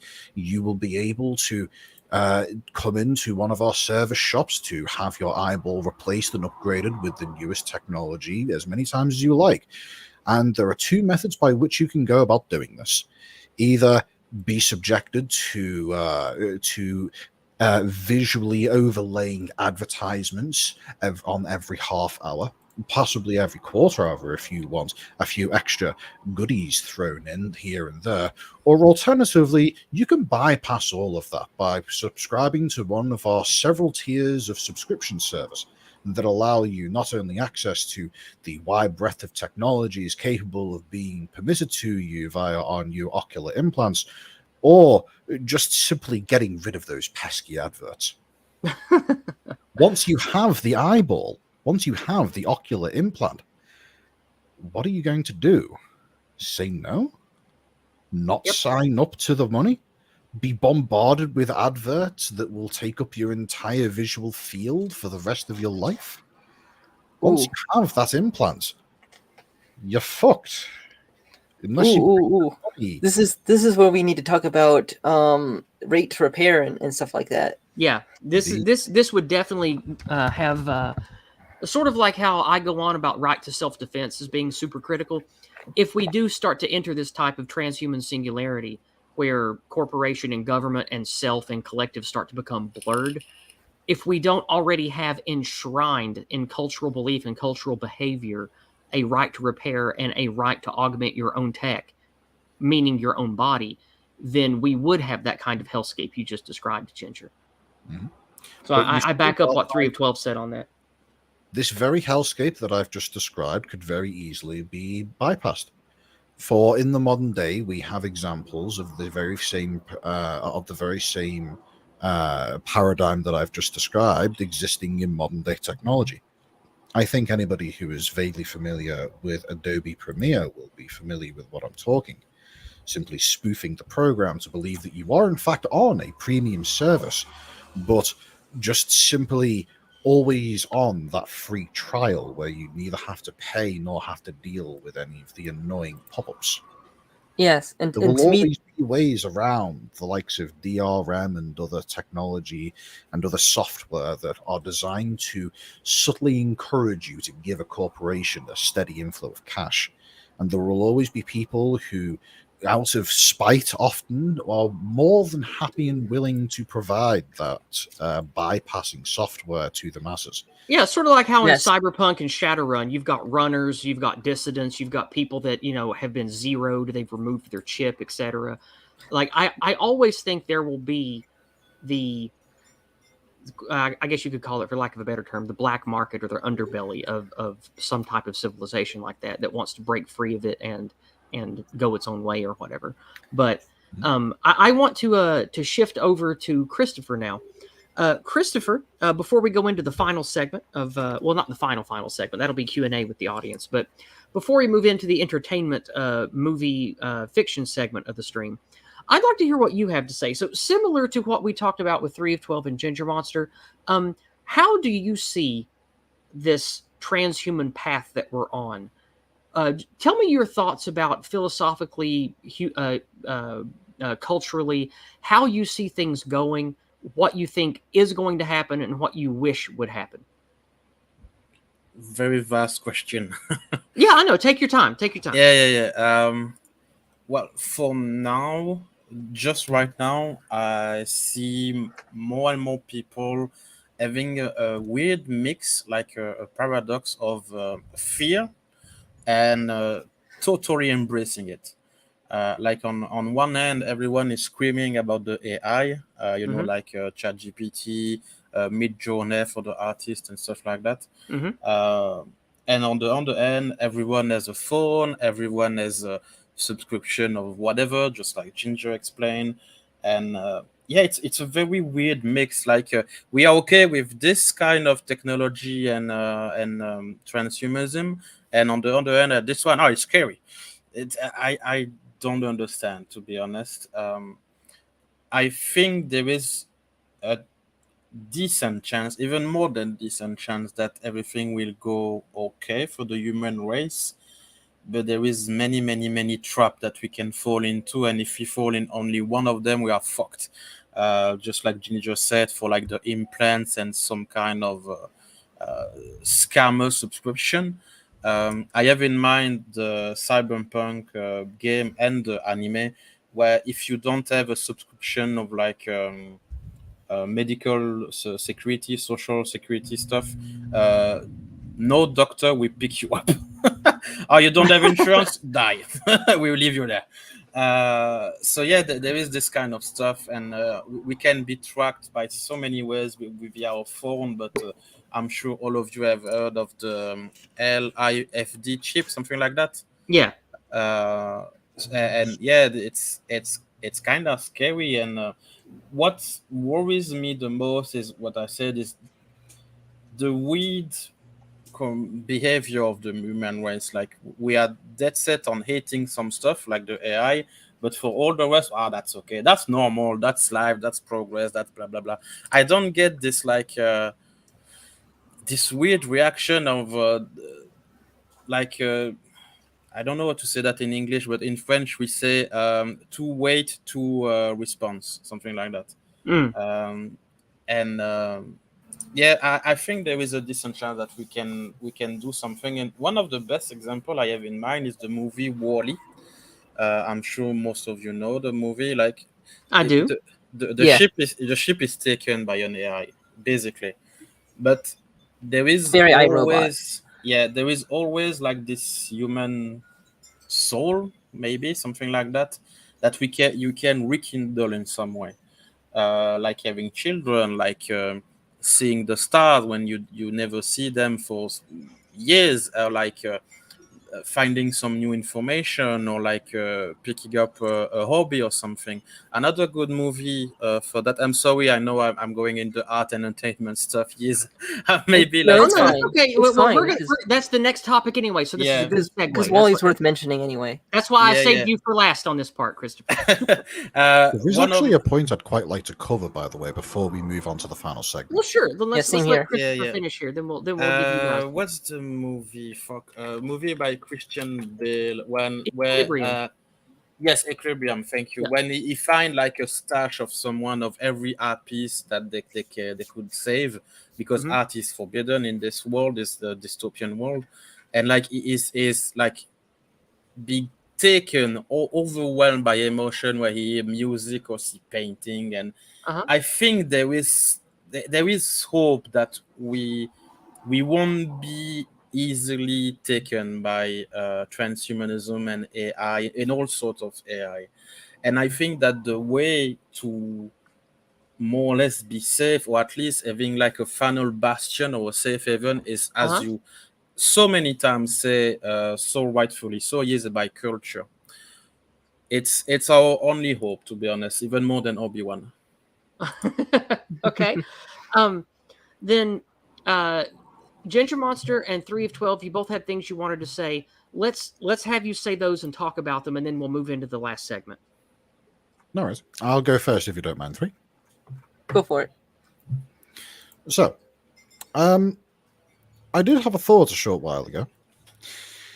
One of the issues with the idea of implanting and incorporating technology into the human form is just the simple fact that when it comes down to it, the human immune system has this unfortunate tendency to view anything that isn't a part of its own biological constructs as a foreign entity that must be viciously attacked, destroyed, and failing that, isolated from the surrounding bodily tissues, often to the detriment of the actual bodily tissues themselves.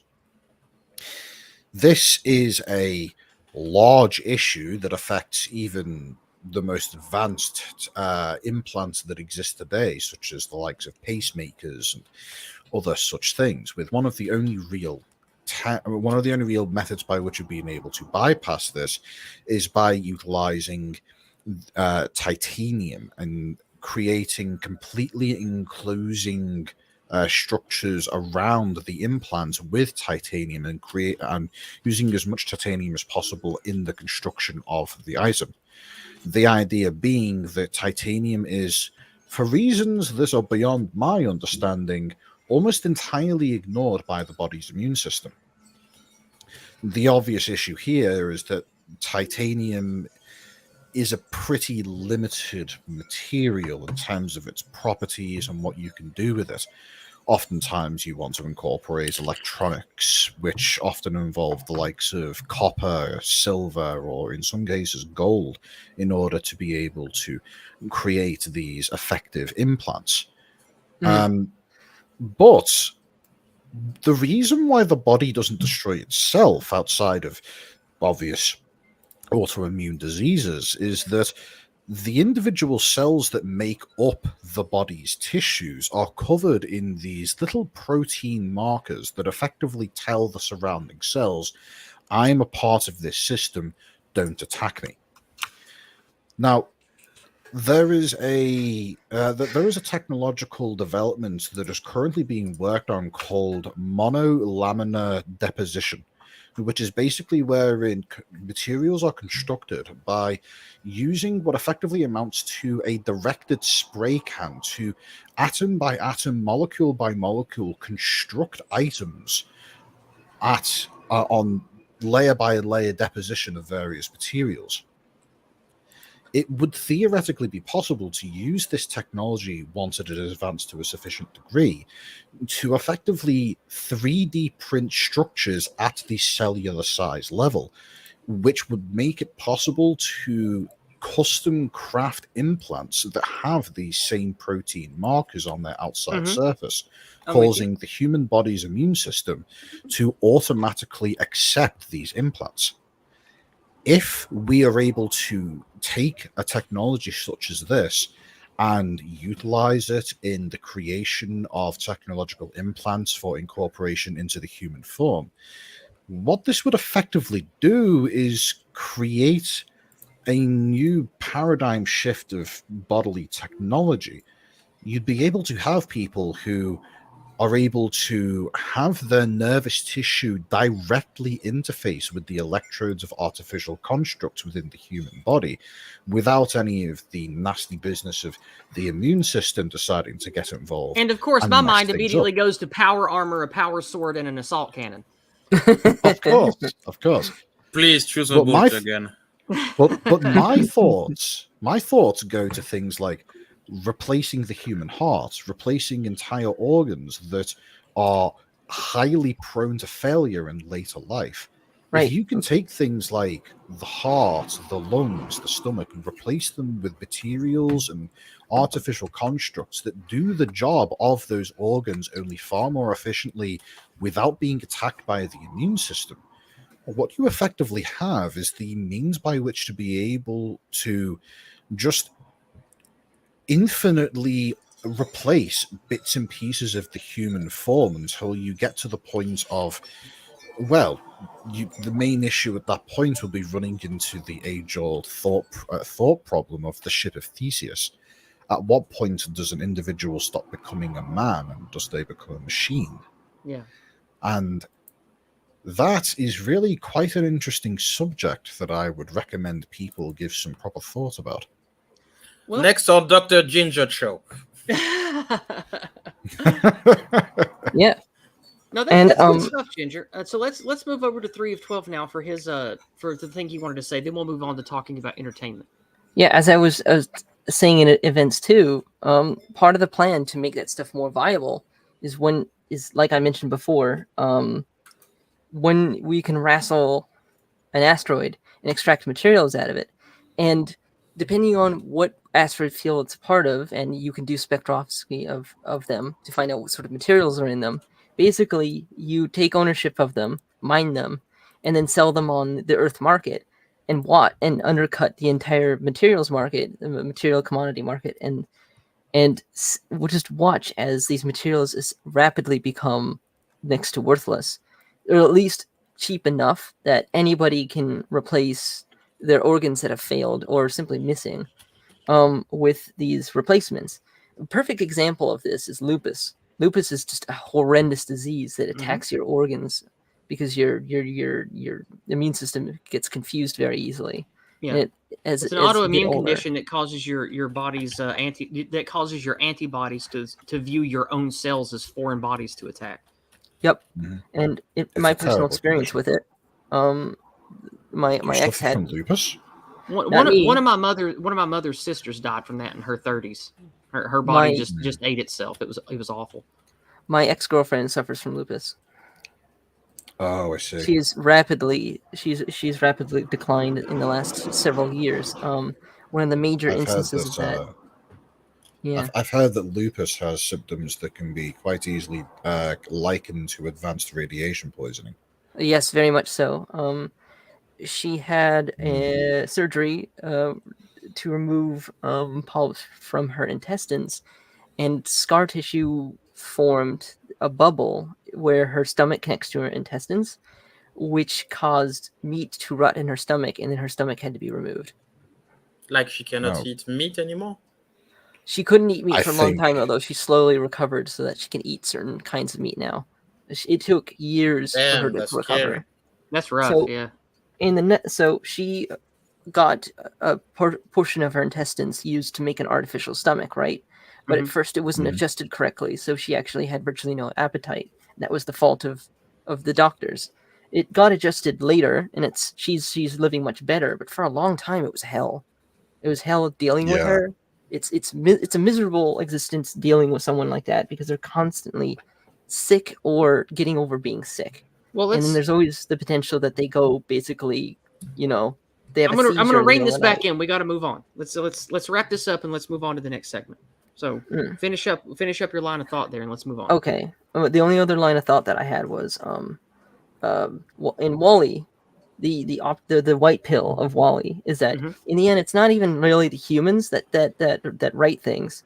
It's the robots with the positive vision and optimism that save the day. All the robots decide to revolt against the Captain AI that's trying to take over things from the humans because it thinks it knows better for them, and they wrestle control back into the humans' hands, who show their transcendent nature and return to Earth and set up a new colony. So Okay. I think that's worth mentioning. All right. Well, speaking of Wall-E and other movies, Equilibrium already came up. That was one of the ones on my list to talk about. So for the final segment before we move to Q&A, and I'd like to remind everyone now again, get your questions or comments or things you want us to talk about in on Entropy now or some other way. If you don't want to donate money to get your question read out or your point made, that's fine. You can go to Entropy. That's the pinned comment in the pinned comment in the YouTube chat, and let's see, it's I'll go ahead and put it in Rumble chat because there's a few people over there as well. Put your comments in the question widget over on Entropy, and I will get to them at the end. The response segment will be the final segment, but the last discussion segment is about entertainment. So, the Equilibrium came up, Wall-E came up. There are many good examples, even going all the way back to Blade Runner, of things that present post-human, transhuman questions in fiction. And those things spoke the most to me as a young person because growing up in rural Appalachia, getting to see things like Star Trek on television, getting to listen to things like Rush and other prog rock, it filled my mind with where are we going? What are we becoming? How are things going to look when I'm 40, when I'm 80, when I'm 100? What are things going to look like? Because in rural Appalachia where I grew up, things might as well have still been 1920 in a lot of ways. We didn't have a lot, but we did have an old TV, so I got to see stuff. And when I left my little private community, I saw just how far behind it was. I didn't like that at first, but now I appreciate it as an older person. But what that did to me during my teenage years was it rapidly accelerated me. It sort of slingshotted my perception decades into the future from how I grew up. And it made me think, where are we headed? What are we becoming? And so that's what I want to talk about here. Out of all the fiction that exists for futuristic interpretations, from Star Trek to RoboCop to Equilibrium to Blade Runner and all that stuff, we're going to go around the panel. I would like you to tell me what you wish we would be with an example of fiction, and then what you think we're actually going to get with an example of fiction. I will start.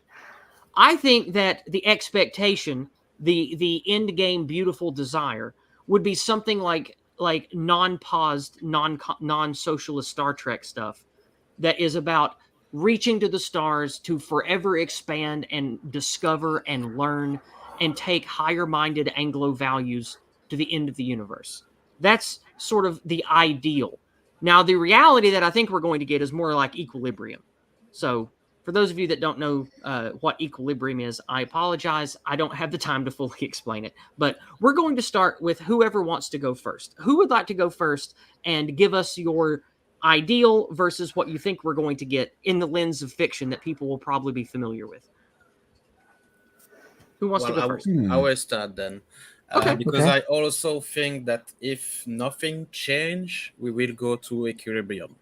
There will be one person or one party or something. Well, it's a mix between V for Vendetta and Equilibrium. Okay. Good If you see choices. the Good if you see choices. the mix, because there is like one person or a group of person that will rise to power with any mean that they can think of that will succeed, and they will decide for the rest of the population in regards with transhumanism and the technology and all of that. Because Equilibrium is a movie that focuses more on psychology and feelings via the social construct of the human race, like deeply rooted in the human brain, if you catch my drift. Like what human as a species we will never be able to get rid of its emotion. And this movie, Equilibrium, pictures it so beautifully. I encourage everyone to watch it. Mm-hmm.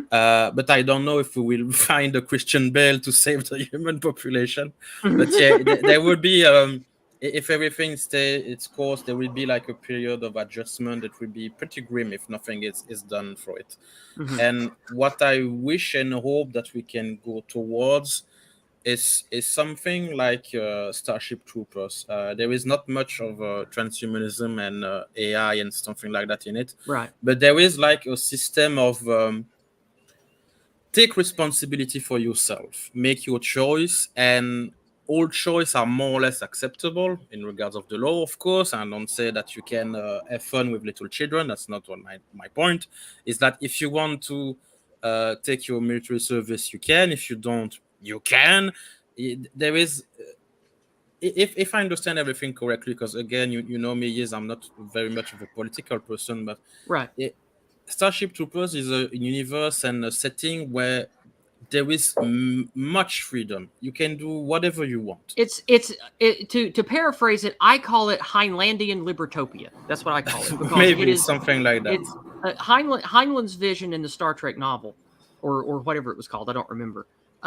It portrays the ideal version of some kind of libertarian republic setup where Yeah. people have maximized freedom of expression and trade, but those who are of a more moralistic steward mindset can sign themselves up to be part of the civic engine that keeps everything functioning and fights wars and works in police and works in law, that kind of thing.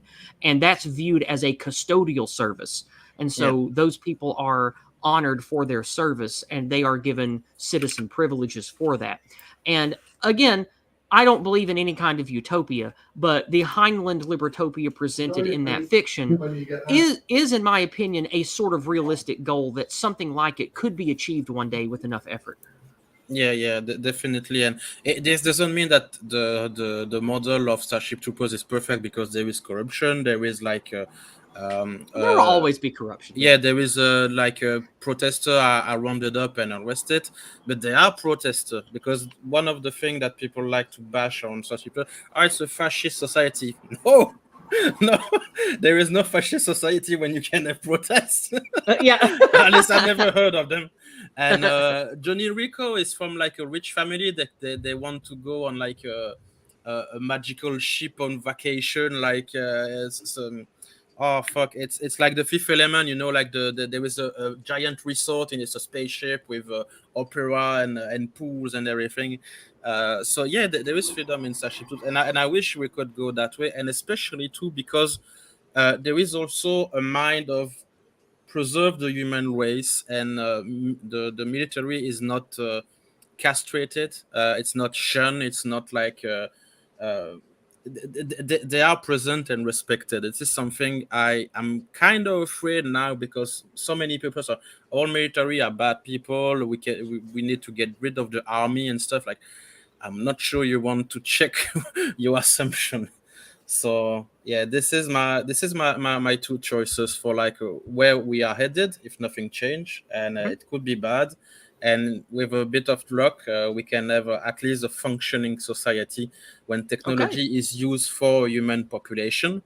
And a good example is the soldier who welcomed Johnny Rico in the service. The guy is butchered up, like he has no leg and no everything, but he has still a job to do. Like society and the military found something that he can do for his life. You know what I mean? Mm-hmm. So it's something. Yeah, I wouldn't mind that. Okay, well, thank you, Chris. That was an excellent answer. Which of the two of you wants to go next? I think I'll go next. Yeah, go for it. Now, unfortunately, I'm going to have to cheat a little bit, because my ideal and what I think is going to happen are largely the same thing. Oh, okay. Let's hear it. See, I think that for me, if we're talking in the near future, the next, say, 3 decades, honestly, I don't know. I don't know how things are going to go. I hands up in the air. I have no idea. But in the next 100 years, I have some predictions that I think are quite likely to come about. And and after having thought about it, I would say it lands somewhere in between Mass Effect and Cyberpunk. That being that there's going to be technologies which allow people to effectively replace aspects of their biology with technology. There's going to be that strong aspect of commercialization and the commodification of cybernetic enhancements. Getting a replacement for your hand will be no different in the future than it will be today, simply buying a new phone. I see. Okay. Aspects. That's how I think it's going to be in terms of how easily accessible technology is going to be. Not in the near reason future, why but in the long future. That's what you're talking about. Yeah, in the long future. However, I also mentioned that there's going to be some aspect of Mass Effect in there, and that specifically comes into how things are structured. Now, there's one thing about Mass Effect that anybody who's particularly familiar with the universe will be familiar with, and that is the fact that there is relatively little, like, massive corporation style of living there. Like, governments tend to have a relatively hands-off approach to the citizenry, and there are no grand conglomerates of corporations that are capable of driving their people into an economic hellhole. It's relatively utopian in that manner. There's almost no need for wants. Economic chains and supply chains have been sorted out and are able to be effectively utilized. If you're post scarcity or near post scarcity, the entire paradigm shifts. I get it. Yeah. Yeah, Mass Effect isn't quite there with post scarcity, but right, but it's close. They have it's pretty close. Like, all of the major manufacturing, all of the pollutants, all of the major issues in which, like, for example, microplastics in the environment, all of that kind of terrible malaise that we are potentially looking forward into a dark future with, all of that's been sorted thanks to the advancements of technology. All of those issues have been addressed. They've all been thought out. They've all been solved. And they've been solved mainly just by taking all of the problems and putting them somewhere else. The issues of pollution via industry, all that takes place in space now. You can't pollute space because there's nothing to pollute. All of the issues of old pollutants that exist on the Earth have been sorted by the usage of crafting via the use of genetic manipulation. Bacteria that are capable of effectively digesting and destroying old pollutants and plastics, rapidly metabolizing them into significantly less dangerous materials. The likes of nuclear radiation has been addressed just by simply coming up with very effective means by which to clean all of that nonsense up. Mm-hmm. There are solutions around every corner, and there are governments, whether they be competent or not, that it is so easy to implement these solutions that there is no problem that cannot be effectively fixed, even through political mismanagement and the malaise of bad politics that we suffer with today. I hear you. I hear you. I think sorry. In the distant, but let me just finish by summarizing this. I think in the future, the individual is going to have a large degree of autonomy that will be largely entirely consensual and up to the individual how far they want to debase themselves into either investing in technological replacements of their own body or just simply indulging in the particularly hedonistic ways of life. But there won't be anything pushing them in that direction. I think that's noble to want that, but I'm skeptical that we will ever have that. But there's no reason for me to argue that. We're just talking about fiction. I live by the Just mantra of it's going to get worse before it gets worse, and I hold that for the next 30 to 40 years. Okay, But okay. just a beyond that, question, it Ginger. will get better. The Mass Effect society you described, this is what you wish or what humanity is going towards? Both. I Oh. think that I'm optimistic for humanity's distant future. Okay. The immediate future, I am skeptical and black pill toward beyond all reality. But I think towards the end of my own natural lifespan, I will see humanity approaching a golden age, the likes of which we have never known or can barely imagine. I also think that's possible. I am just skeptical that it will ever happen because of what I have learned about the last Very two. confident that we will get there. Okay, well, it is my hope that that happens, but we will see. We will see. Anyway, 3 of 12. This has been a wonderful stream, and we will be ending with what you have to share about fiction. So lay it on us. Well, I honestly have similar inclinations. I developed my political sensibilities on objectivism and Heinleinianism, so I am a big fan of Starship Troopers. What I like about Starship Troopers is how technology doesn't interfere with anything. It's not intrusive. It's everyone's human, and although we use technology every single day, it's not something that ever gets in your way. Okay. You're not constantly dealing with ads or computers that turn on their own. The computers are helpful. Do you want to know technology more? has a purpose. Do you want to know more? more? It's genuinely trying to help you instead of getting in your way or trying to sell you something. There is one thing about it that we need to remind ourselves is that Starship Troopers is not a universe where technology is like a very bombastic like Star Trek or Star Wars. It's like more down to earth. Yeah, it's more realistic conceptually. But I also want it to have the sort of Faustian and post-scarcity of Star Trek. I want to explore the galaxy peacefully and respect other species and respect their development, but with the freedom of Starship Troopers. Well, okay. I'm just being funny. We can go on a crusade or two as a treat. I'm just being funny, just to make people laugh. But please go on. I'm disappointed you didn't mention Nicole. Again, sorry. Again, oh my god. Sorry, man. I'm sorry. I seriously, I'm I feel bad. I'll shut up now. But I mean, it's going to get a lot easier as we develop colonies and we develop mining situations. And I also looked to a piece of fiction called Planets, which is an anime about the near future, where asteroid mining has already started, and it's by bringing those materials in, it's made specific countries extremely wealthy, but it's left others in the dust. Where it's like the 2070s, I believe, and it focuses around a crew of people who pick up trash in orbit.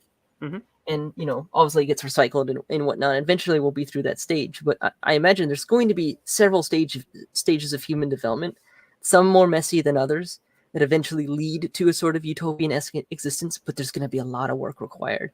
Okay. There's going to be a lot of cleanup involved, not just pollution-wise and the clawback and all the stuff that Horizon Zero Dawn also mentions. Okay. Where we go through a rough period in the 21st century and use technology to fix all the problems. Okay. Well, we have come to the end of the discussion segment here at the end about entertainment and fiction and that kind of thing that I wanted to pick the brains of the people here. So the last part of the show today is I wanted to see what others had to say, and we've only had one person show up with their questions and comments over on Entropy, and that is Ardent Party, a longtime friend and friend of the channel. He has two things to say. He says, first, question for everyone. Do we expect hard tech, plastics, metals, etc., to be the transhumanist path or a biologically based path, gene engineering, grafting, cloning, etc., to be? I personally believe that where we are headed is going to be more of the gene engineering, grafting, cloning, making humans into something better with technology instead of fusing them with hard tech. That's where I see us headed in reality. So what do you guys think? I think it's about 50-50. I reckon that there will be gene editing and engineering, but a part of that will be editing the genetic biology of humans to be more receptive to the implementation of technology. There will be ways in which people are able to have their biology edited for the express purpose of becoming more conducive to implants. Confirmed. You finally got one out, 3. That's excellent. Good job. I genuinely feel bad for crashing your stuff 2 times, man. Seriously, like I'm sorry. Yeah, they're good singers, aren't they?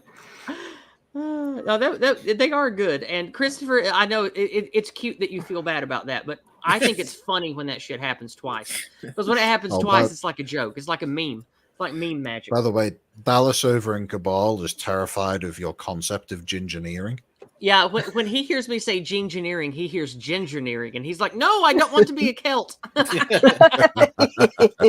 do you want to be a dwarf? I have a serious response for Ardent, and I didn't mention it in the what setting you wish to go and what you are afraid of or something like that. But the worst possible setting is social engineering with a mix of technology, and this is Demolition Man. Yep. Demolition Man is damn scary as when you really think about it, because the movie is very funny and played as a joke or a meme or like an excuse for action scene and stuff like that. But there are some people living underground without food, with the big boys on the top, like you are like the Inquisition approve of your lifestyle, and it's really scary. And there is, if everything go bad, we can go that way. I hope so. We will not be that bad in the woke stuff and politics and all kind of that jazz, because this is like I think this was Sagan of Akkad. We explained it in details, like how we can be done, like actually engineering socially the human race, and it is possible, but it's very complicated, and I think this is the kind of scenario when you can like genetically engineered and socially oriented the path of the mankind. Okay. Let's move on then. Unless anybody else had anything to say to that one, because there's another thing here. Sorry for the black pill. No, it's okay. No, I agree with you. I think that things will definitely get worse before they have the chance of getting better. And I do think something like a mix of Equilibrium and Demolition Man is a very likely near future hellscape for us to have to fight our way out of. I think that is a possibility. Ooh, Ardent just posed a pretty good question there. Which one? Oh, damn it, Arden, put this shit in Entropy, man. I can't follow questions. I'm going to go post it on Entropy for me, and we're going to get to them in chronological order. All right. Next up from Ardent Part. You know how I like my Give order. me money so I can remind myself of it. No, you don't have to spend money to put stuff on Entropy. That's not what I'm saying. I need it to go in Entropy because I don't like having to look across 5 or 6 different chat feeds to try to get all the questions answered at the end. That's why I tell people, if you want your shit read out, put it on Entropy somewhere, because you don't have to spend money to do that. You just put it over there. Anyway, the next up from Ardent Party on Entropy says, do we need to look at the legal human rights angle for visual overlays and subscription services? For example, some gaming services have removed people's access for wrongthink in the past. My response to this is that's going to happen whether we want it or not. People with power and control always want to regulate, and they want to push out anybody who is against the grain. That's just something that we're going to have to fight against no matter what. Like, you can look at any point in history where there's any kind of official law and order with an official moral or an official morality or religion. They will use the means of technology and civics available to them to push out any dissidents. That's just a fact of life. So, yes, we should look at the legal rights angle, etc., over this stuff. But yes, Christopher, you are beautiful. He put a fun thing over here. He says, "Do you think I'm pretty?" In the question widget.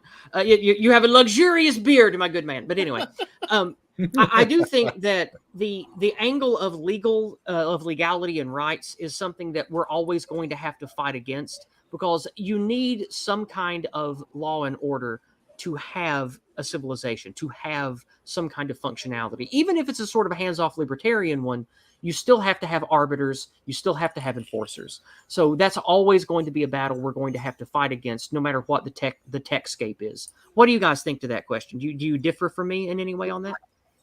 War has been declared. Oh, War has been declared? What?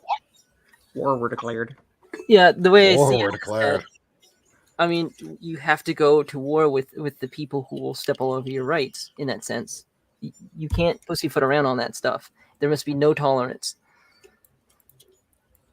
Violence is the supreme form of authority. That is correct. That is Yes. correct. No, but seriously about the question is, I'm not sure like I fully get all of the subtle nuance you said, but I think there is a risk of like the being tech engineers, as I explained with the reference of Demolition Man, and this is something that I cannot hammer the point home more than that. But to me, the way to fight it is through culture. If you destroy culture, like entertainment, art, way of expressing yourself, it has not the obligation to be like a bit of a pansy, like writing a book, making a movie, or stuff like that. You can just, for example, just go with a friend, hang out with a beer or something after school or after work or something like that. It is cultural to do that, and if you control the culture, you control directly the mind. Another way of doing it is through language, like the way we speak. For example, I had to quit an association or like a bookstore online because it had become a bit more political than I would like, and I wasn't protected or taken care of when someone disrespected me, so I prefer to leave. And you have to put your foot down on the way you speak, because this is one of the things that made me leave is, oh, you said woke, this is a word used by the far right, blah blah blah. If I cannot express myself and people assume that I'm being insulting or disrespectful because it could be taken like that, blah, blah, blah. It's a way of controlling language, and I hate that. I hate that, especially since I thought I knew these people and they were like okay with me and all, but apparently not. And as 3 or 12 said about the war, you have to put your foot down at some point. It's just like children. You have to put limits. This you cannot do. I won't tolerate that. Yeah, this is why cultural cohesion is so important. Everybody needs to be on the same page. Yes. And that's also part of the point of the post-transhumanism is to get people on the same page. Hopefully. Okay. Yeah. I agree. Last but not least, the last thing from Ardent Party is one last question. He says, of these two options, Demolition Man or Judge Dredd, which dystopia would you prefer to live in? Obviously, I would prefer to live in the Demolition Man setting because it's realistic, as opposed to Judge Dredd, which is more fantasy. Now, if both were equally real, I would pick Judge Dredd because I like things like destiny and magic powers and psionics and shit like that. And I like the idea of living in a completely alien world that is ripe for the exploiting and the exploration and the conquering and the combat. But realistically, I think that Demolition Man is the only real choice there because Judge Dredd is such fantasy. But if they were both equally real, I would probably choose Judge Dredd. But in a realistic way, I would choose Demolition Man because the people in power in Demolition Man are like the degeneration of the evil retarded cunts in control now, and I think they would be easy to topple and take control from. So I would choose Demolition Man.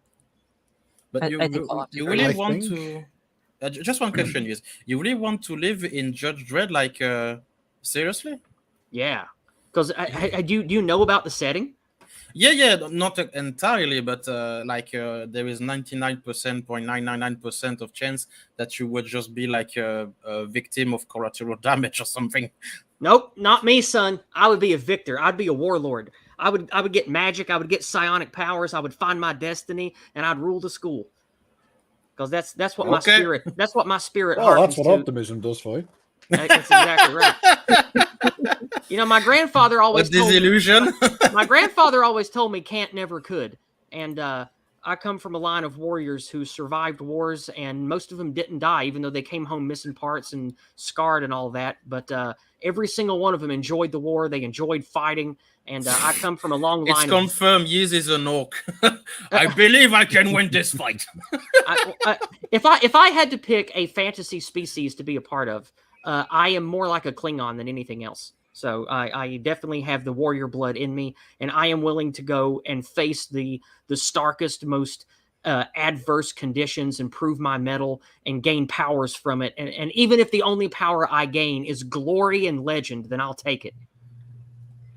I must admit, I think every single person, whether they be man, woman, regardless, everybody has a bit of 40k orc in them. And for some people, that orc is very big. For others, that orc is very small. Yiz orc is very big. Mine's a war boss. Yeah, and I must admit, I have felt. This time it's I Inja, not have me. felt. I have felt the rush of adrenaline that you get when you're in a fight with someone who is of an equal match to you, and the only thing that stops you from having your head kicked in is just simply overpowering your enemy and making them fear you. And it feels good. It sure does. It sure does. Whether it's a chainsword or a Scottish claymore, put it in my hands and I'll make something happen. All right. If I had to choose between Judge Dredd and Demolition Man, pretty much for the exact same reasons that you described, I'd also pick Judge Dredd. All right. I 3 would of 12, pick Christopher. Demolition Man. You would pick Demolition Man, okay? Yeah, Why? because I could lick the ass of the big boss and have a pseudo normal life. you would have your Taco Bell. yeah, Pizza Hut. Or Pizza Hut, right, in the other one, Pizza Hut. No, but there is so much like probability of it's like Warhammer. Like everyone says, oh, Warhammer is cool, but don't live there. And I think it would be something like that for the Dread, because I don't know all of the lore and the background of it, but like there is so many like collateral damage and like, oh, this city is went poof. I don't know why. So maybe Demolition Man, that I will do my best to be like La Résistance and something like that. I will be a Belgian resistant. I'll have to agree with Demolition Man. I've watched it a few times, and most recently, you know what appealed to me more than anything about it? What? The fact that, one, it's a likely possibility in the short future that things will be like that, and two, a lawman was able to convince other lawmen into doing the thing that they should have been doing in the first place. And that's very noble and beautiful. Yes, through example and leadership, he was able to turn around society. I think that's incredibly noble, and I just by putting in the effort, and nobody will stop you because everyone's a pussy. Yes, definitely. All you have to be, they don't even touch each other. If you remember, when they salute each other, they don't shake hands or anything like contact. Yeah, because they were they were beyond antinatalist. They were like beyond human contact, which is a very important thing because it generates hormones when you touch someone for like 5 seconds. So in a pause culture like that, everybody's fucked up anyway. You can just steamroll them. I mean, in Judge Dredd, unfortunately, the problem is that the world is just too far gone, and even the law can't do anything about it at that point. They're barely keeping things together. There is no law. I am the law. The $5 that came through PayPal, I assume that was you, Chris, because there was no message with it other than gift. Okay, well, thank you very much for the $5. I deeply appreciate it, my friend. Let's see. We don't have anything on... I keep my promise as I keep my word, because I don't have much more than that. That's fine. We don't have any rumbles or hyper chats, and we don't have anything else coming through. There's nothing on Cash App, so that means we are done. We're at the end of the stream. Christopher, you are a content creator. I'm going to share your link to your YouTube in the chat. Tell people what they can expect to find on your channel and why they should come follow you. If you like good entertainment and also a bit of psychology and talk about autism, I also do not regularly, but from time to time, like once or twice a month, some live stream, and some of them are in English. For example, my latest one was an RP game when I was the GM, the Dungeon Master, of more or less like not fan fiction, but homebrew Enter the Reckoning. So it's like the Vampire the Masquerade and Werewolf and all of that. I wasn't able to listen to it, but I popped in and said howdy in the chat, and I believe Ardent Party was playing there too, wasn't he? Yes, he is one of the players. He play a defender like must protect the Yumis. And he tried to torture a zombie, by the way. Oh no. Yes. I bet that failed. We had a last minute question come in that we will address here. I finished by the way, you could go to the others. Okay. 3 of 12 also has a channel that I'm going to share in the chat real fast. 3 of 12, tell people why they should follow you and what they can expect to find on your channel. Well, I've put stream of consciousness streams on my channel. I haven't been putting a lot of focus on it recently since life and work stuff has been pretty. I mean, he does in theory. Yeah, but in theory, I do them, and I want to put more on my channel. I need to take more. What's the word? Starts with an I. Initiative. Yes, that's the word. But I am doing a stream with Ginger Friday. You're still up for that, right? Oh, absolutely. We're going to talk about space. We're going to talk about space. It's going to be great. It's going to be great. I think even Ginger is into it more than I am. Friday and Saturday are my main days for doing stuff with my loved ones, so I probably can't be there live. But if I can, I'll at least hop in the chat and support you and help share it around social media. Oh, yeah, Friday at 1. Nerding out today with my technological explanations of advanced concepts. Oh, space is a passion of mine. Oh man, that's awesome. Well, 3 of 12. I mean, Ginger, since you're not a content creator, let's go ahead and just handle that last thing on entropy. Then we'll get out of here.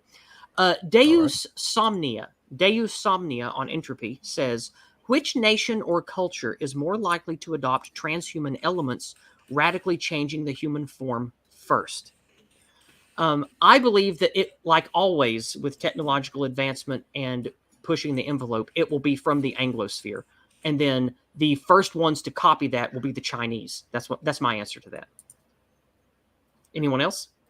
Well, it depends. When you say transhuman, like evolution and transhumanism, or the trannies? No. All the stuff we talked about today about fusing either through biodetics or cybernetics, actually taking a major step or making a breakthrough in transhumanistic or post-human steps. I think that will first come from the Anglosphere, and then I think the first person to capitalize on it, steal it, and try to make it their own will be the Chinese. I think the opposite. First the Chinese, and then the Anglosphere. Maybe Japan in somewhere. Oh, come on. Since when has China created anything truly inspirational or not inspirational, for a bad purpose. They only steal and use other people's shit. I know, but they are what about Taiwan? The one they can Taiwan isn't China. That's real China. China, as we talk about it today, is fake China. It's occupied Taiwan.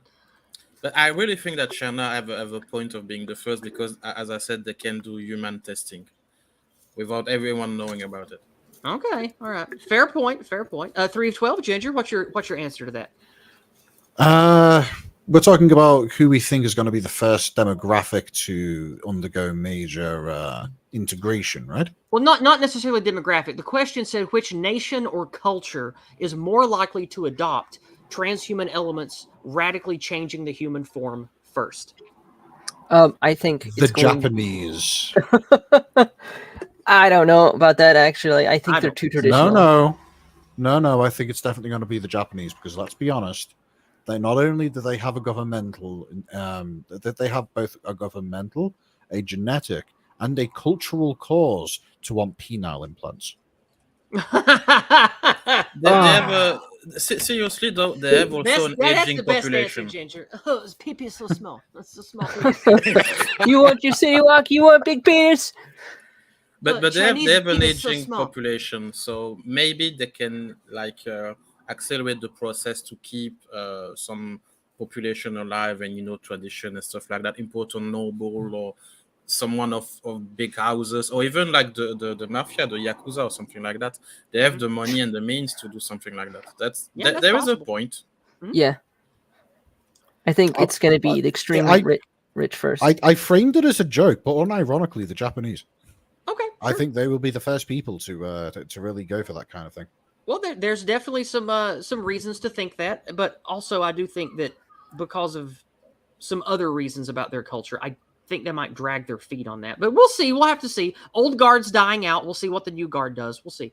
Anyway, thank you guys so much for being here. I had a wonderful conversation this time. This was the 3rd volume of Fictional Convocation, and I'm very glad that we had this conversation. I've been wanting to have it for a while. 3, you did great. Thank you for being here and sharing all you did and doing the homework that I requested.